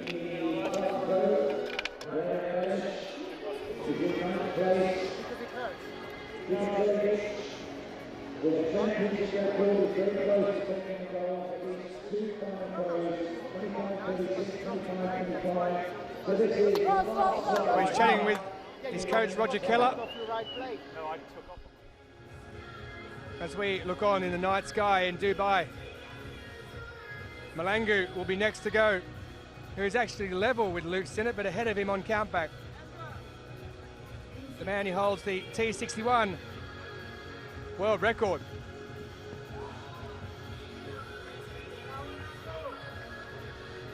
Well, that's out there around the 6 metre mark. His world record 6:47 set in Stellenbosch earlier this year in March in his home country of South Africa.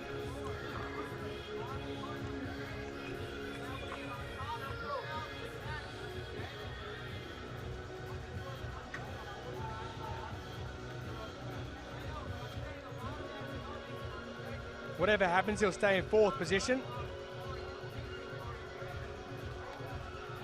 Still some distance to get to the board there.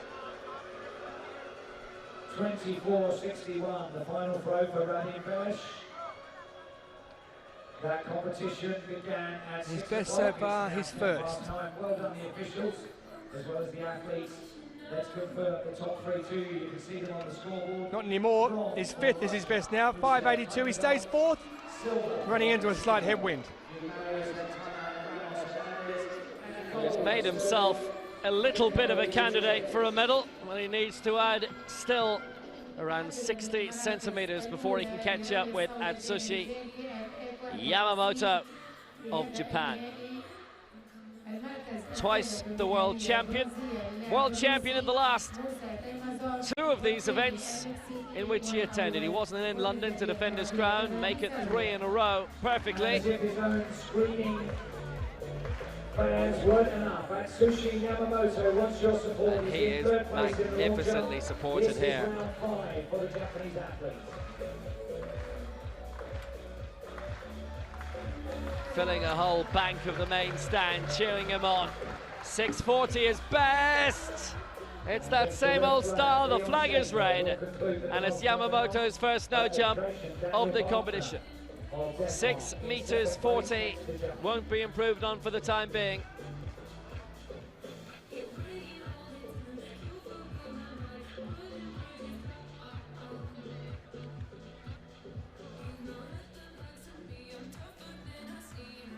He was just into the plasticine. The final competitor is very, very tight. Quite a lot of these. Obviously having the spatial awareness to have an idea of where the tip of the prosthetic actually is. He had a world record, other continental records. He's in 5th place, but he's got 3 throws. Yamamoto is still in the bronze medal position.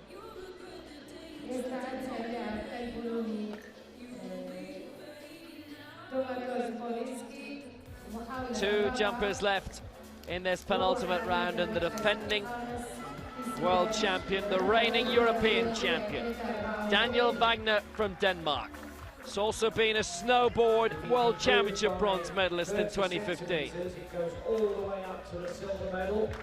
678, his lifetime best, set in round 3.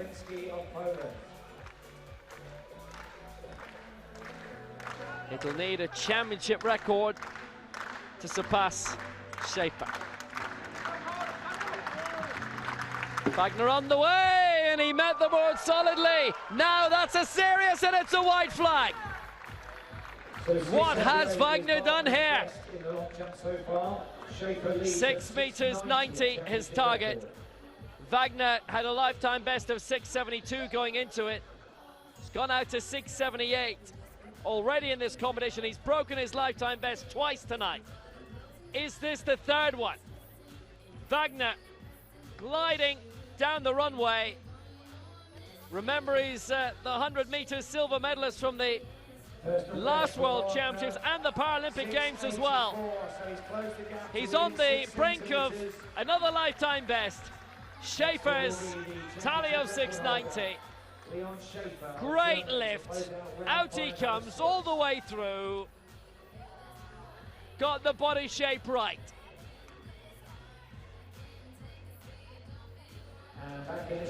Wagner, he's done it again, another lifetime best, his 3rd of the night, but he's 6 centimeters down, and it's still silver for the day.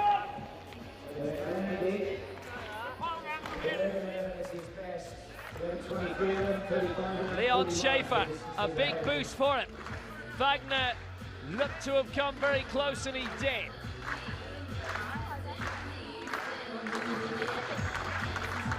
But he didn't overtake the German, who didn't use the board a lot, but look at that. He's glided out towards 7 meters. Has he pulled off something massive himself to increase that championship record? His world record is 699. He doesn't think so. But look at that, he gave 25 centimeters away. If he'd been a bit further on the board, that was a world record. It was bronze to Colombia with Mauricio Valencia, silver to Iran with Mehran, magnificent technique. and gold to Jordan and Ahmed Hindi in a new world record. A fabulous effort, but those 25 centimeters, think about it, 687. He would have broken the world record if he was bang on the plasticine. He remains on 690 without championship record. His world record remains 699 from Leverkusen in July.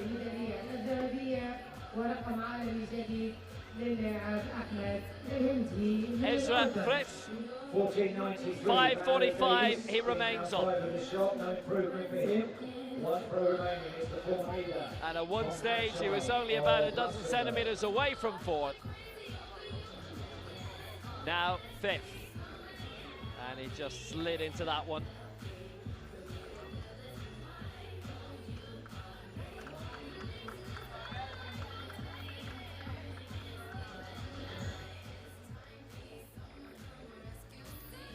What an astonishing debut competition he's enjoying on the global stage. Silver in the long jump and the high jump in the Pan Ams in Lima a few weeks ago. There won't be an improvement on his best of the night. Didn't touch the board, and that's 20 centimeters given away.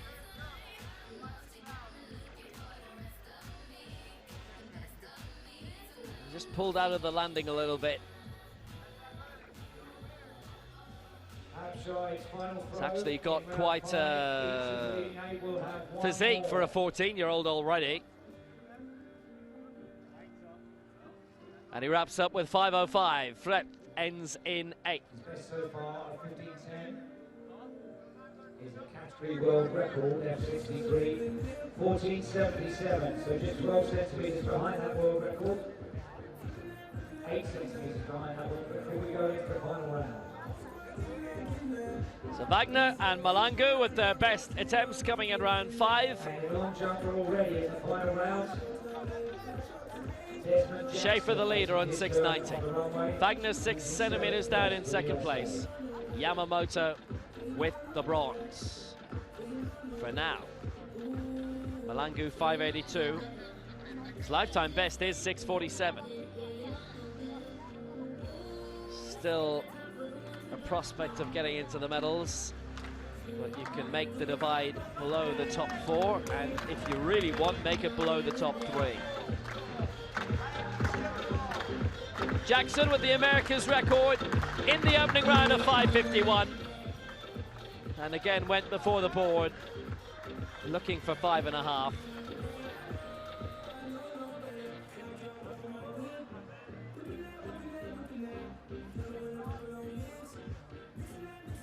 But that looks very unlikely. He's not been able to match those heights from round 1. Subsequently, hasn't really come close to it. A couple of 530s.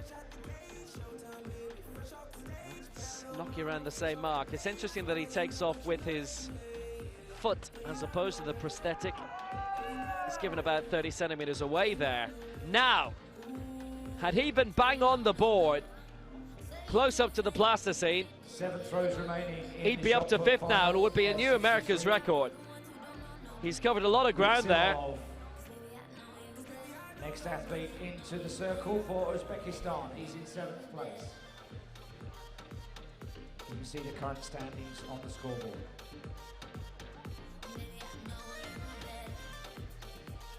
$5.37, but in reality, from one end to the other, he cleared around 560, 565. Well, here goes Marco Pentagoni. 20 years of age, with his final jump in this competition. Moves up to 5th place with that final throw. No problem with the takeoff, quite a bit off the board, under the 6 metre mark. He has therefore just been pushed back to 7th for South Africa. He's next to throw. The man from Vercelli.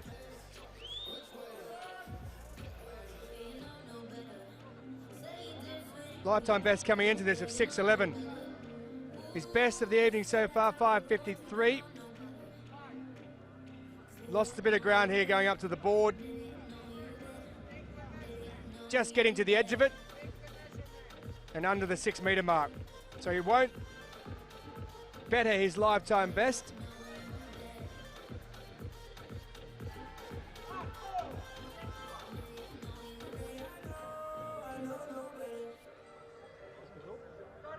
Question is, can he improve on what he's got so far this evening? To jump in the final round of the long jump. Well, we had a few issues with officials during this competition, these championships. And loads in the long jump pit now. His coach is asking what's going on. He's not sure what's going on. He's being asked to move back. I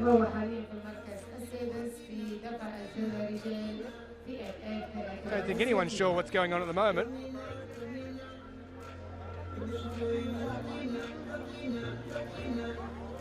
There was certainly no issue with where he took off from. So the question is, the officials believe that he's walked back after landing. Just there. So that classifies as a foul. You can't do that. And that's what they're trying to say to him at the moment. Once you land, you walk forward out of the pit. If you walk backwards, that then becomes a foul. I've never seen this before. And Well, that's an interesting one. But with the greatest respect to Pentagoni, he has to know that once you land, despite the fact that it was a non-foul when he jumped from the board, you can't walk back on yourself. Until you've exited the stand, in case you make a mark further back on your way out. When people jump, they don't want the jump to be measured, they walk back on themselves, they call a foul on themselves. Now it may be a bit of a... You have that definitely in the discus and the throwing events. I've never come across that in the long jump in my life. That is incredible. But then we had this in the IAAFs in 2011 when I think it was Mironyuk of Bulgaria had a long ponytail and a brush behind her. She finished 4th, and if she'd short hair, she lost about 40 centimeters, she would have got the gold. Maybe I should get a haircut as well. It was otherwise a well, Pentagoni's 6 meter jump. Now the thing is, he steps back here. But what they're saying is he hasn't walked off the side first before he's gone back. They're saying he stepped back in the pit before he's gone off the side. So he's been pleading his case, Pentagoni. Sì, ma tanto so quello che ho fatto, eh.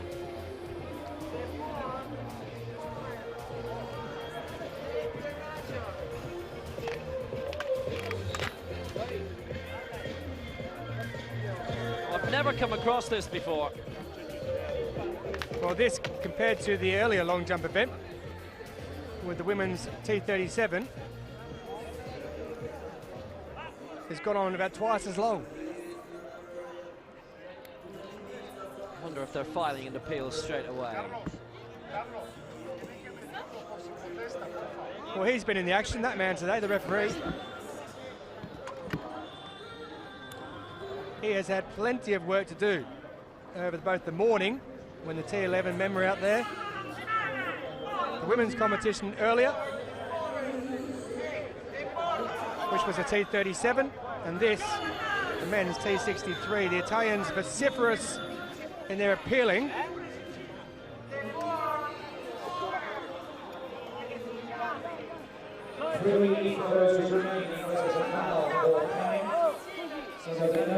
Pentagoni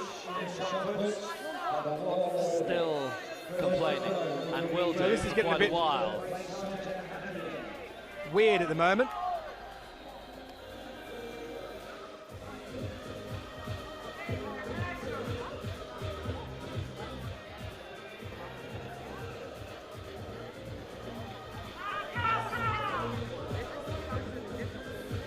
The problem is finding agreement.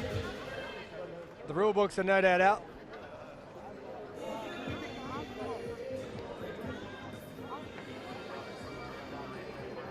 Meanwhile, we've got Sinnott, Malangu, Yamamoto, Wagner and Schaefer, who still have their final jumps yet to come. And after her long jump competition, Francesca Cippelli's up there as well in the crowd. So he makes a mark there, that's fine. The problem is he walks then behind the mark. And if you see the black path along there, he's walked back before he's gone off that.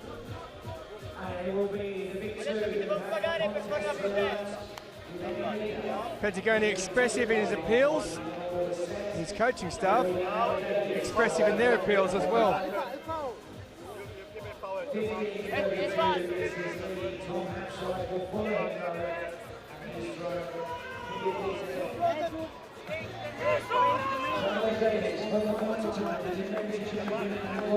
Well, somebody's got to make a decision.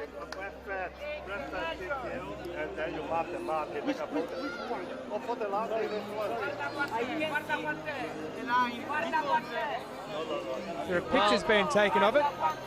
It's almost like a crime scene down there. If there's one thing for certain, he'll never do that again.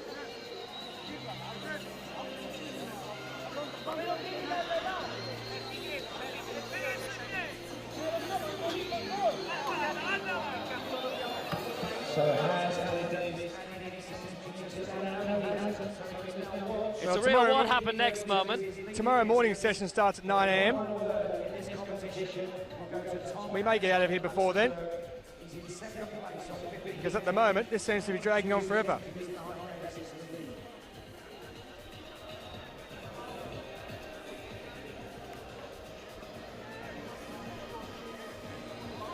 Welcome to the world of officiating in sport. Who wants it?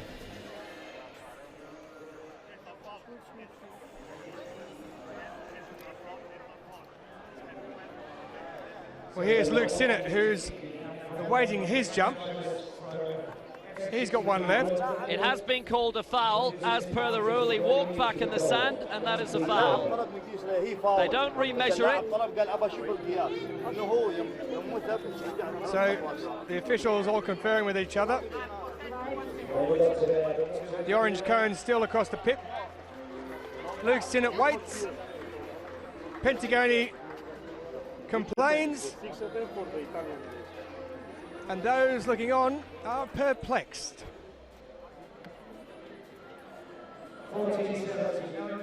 There you go, there goes the last train. Oh well. Well, we've got these wonderful views to look at. Look at those colours. Ironically, Italian colours. Odd that. Absolutely curious. It's well, down the end of that runway you can see Luke Sinnott. He's had to stand around and wait while all this has been happening for the last 10 minutes. He's got a grin on his face. He's having a laugh about it. He's got some work to do. 5:57.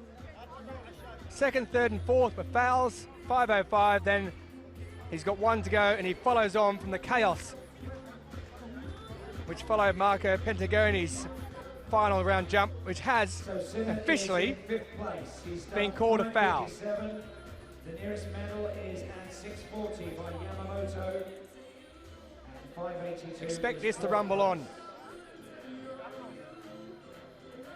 This man will hope to rumble on down the runway.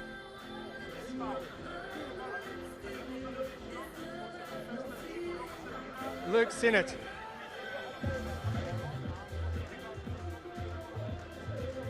Remembrance Day in the UK, he's had plenty of time to pay his respects and remember why he's been waiting for Marco Pentagoni. We're still not ready. They're still talking about it. They're still looking at where Pentagoni jumped. They're taking a measurement of this jump because a protest has been lodged. well, they've started measuring, I think, where the foot left the surface, but the rules do state clearly that it has to be called as a foul. So they're going to measure it just in case there is an appeal. So it has been measured. Now watch how he exits the pit. Watch the direction of travel. It's looking around 6 meters. Well, I was about to say, whatever it may be, as the coach walks past in the background just behind us now, That's the issue. he's looking at the big screen and just trying to work out what he thinks of it.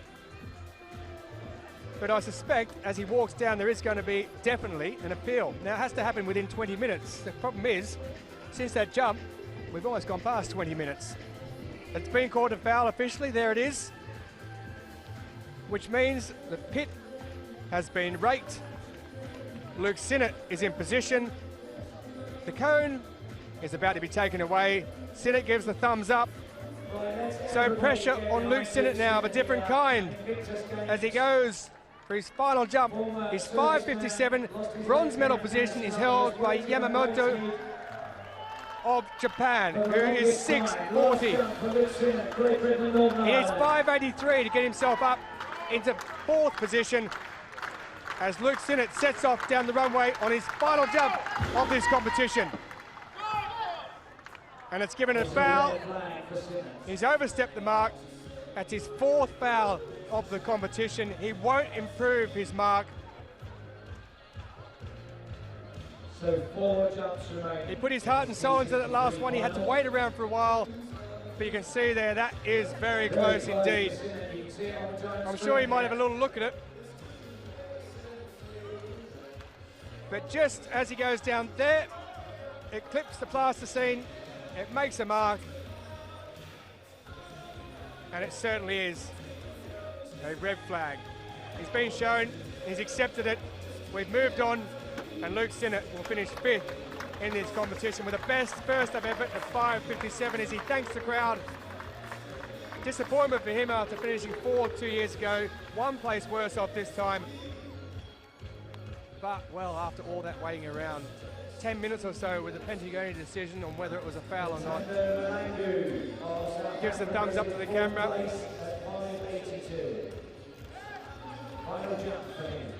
Ntando Malangu of South Africa.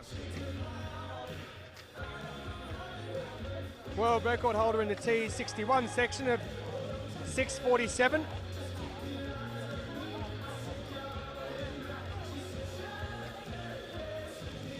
How's your nerve, young man?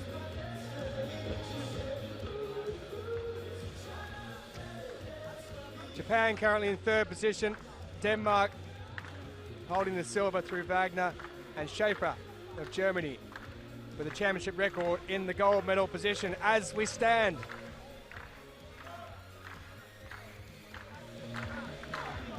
South Africa have had a good night. Does it get any better? The answer to that is no. So he's taken a foul. So a foul for didn't like it. Accepts the fact that he's gone 4th. Claps to the crowd. And our top 3 are set in stone, but at the moment we don't know which order. Atsushi Yamamoto. Next up, definitely got a bronze medal.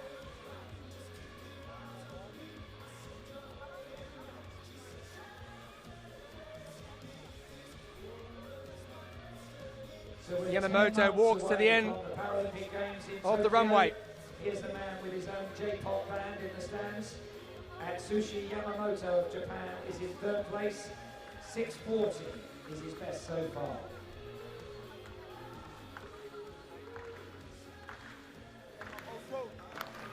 So the man from Osaka being cheered on by the man he's beaten into 4th place, Malangu. Last attempt, 6:40 thus far. Senior debut 14 years ago.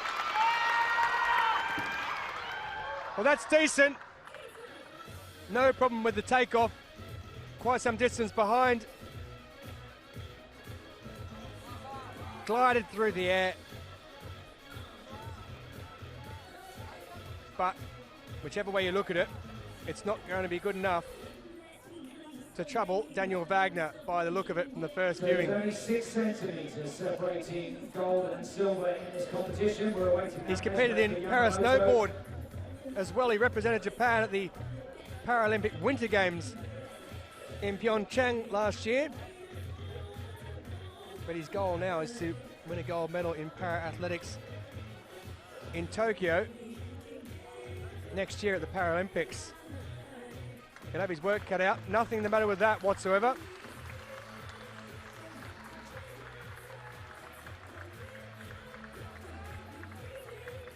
No improvement for him. So it comes down to this. 690 is the lead. It needs to be something better than that to take the gold away from Leon Schaefer. First, it will be now. Wonderful shot in slow motion of Yamamoto. Of Denmark. Left leg amputated in 2000 after a motorcycle accident. And parasport is where he's making his name. 5:53, no improvement, so he picks up the bronze medal at Atsushi Yamamoto. It was London glory for Daniel Wagner when he took the world title. And he has the whole stadium to himself. In the silver medal position now.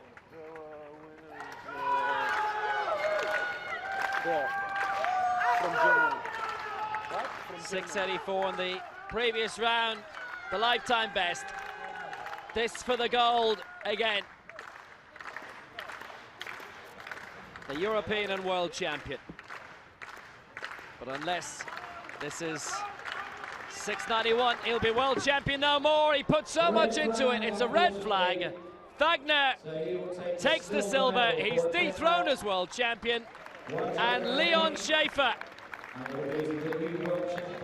takes the gold, his first individual title. He was in the 4x100 meters relay winning team in London, bronze in the long jump, and such a narrow margin.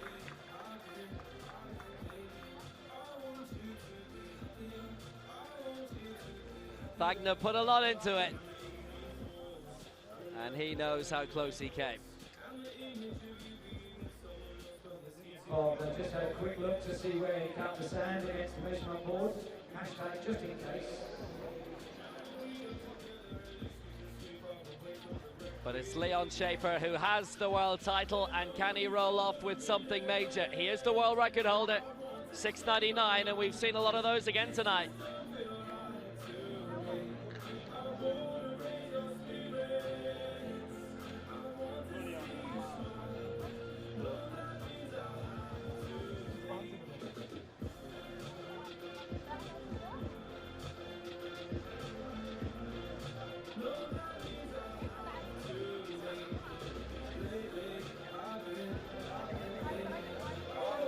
So championship record, 6 meters 90. He did that in his very first jump. He's backed it up with 685, 676, 687.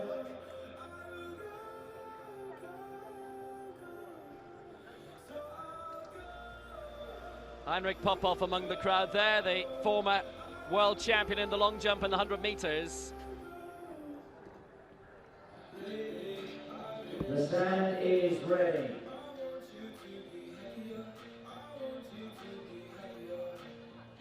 The cone is off. Let's get behind the new world champion for Germany. So this is it.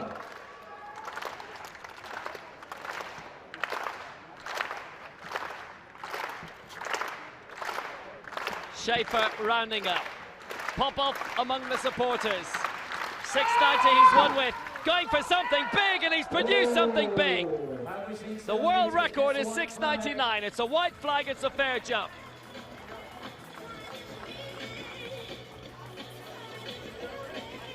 Just wait for that measurement before this could be the moment. He's given us so much entertainment tonight.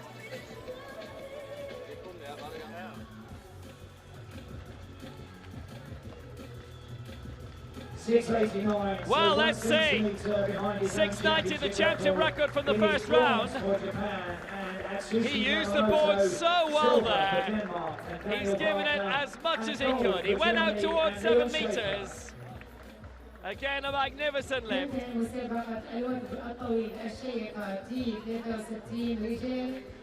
And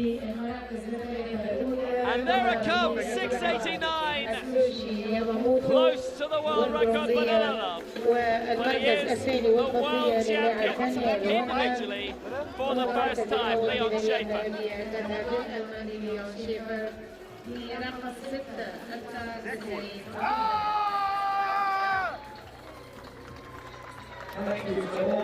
He gave it a wonderful go.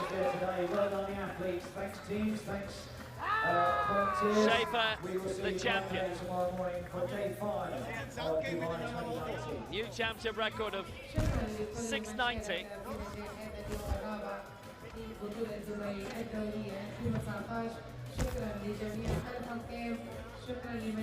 Wagner with the silver, lifetime best for him. 684, dethroned the former world champion, and Yamamoto gets the bronze. So the top 3 have all been world champions at one time or another. But the world champion right now is Leon Schaefer. You all right? Okay, here we go. Leon done. Woo!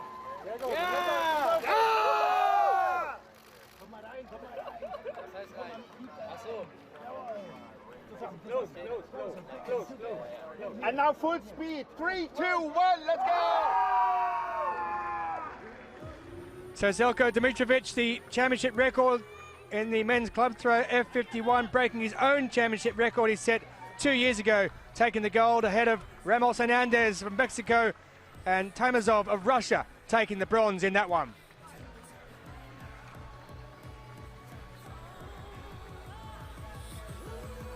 Men's javelin throw F46, Gurjar, a season best for him of 61.22, beating home with his last throw Hedath Muridasinghe of Sri Lanka, 60.59, and Singh of India, making it a 1-3.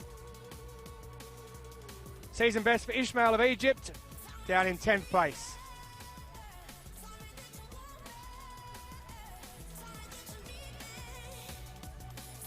Men's shot put F34, Hindi with a world record for Jordan, 12.17. Lifetime best for Nikamaj of Iran, and Colombia's Mauricio Valencia with a area record taking the bronze. Thomas Manny with a personal best despite finishing in 12th and last position.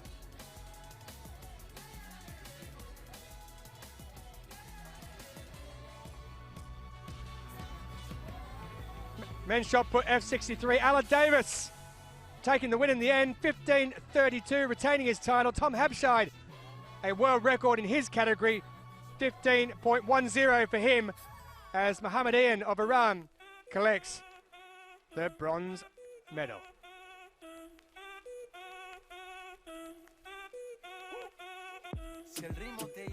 So China still lead the way. They've extended their tally. 9 golds they're up to now, 24 in total. Brazil, who picked up golds today as well, a second. Great Britain are up to 4th, Australia behind them in 5th. India and now into 4 medals. They're up to 10th position with Uzbekistan.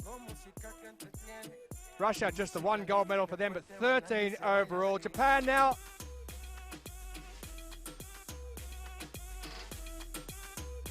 up into 20th. South Africa there as well.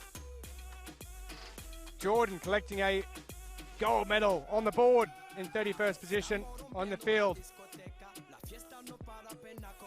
Luxembourg, Tom Habshide giving them their silver medal to get them on the board as well.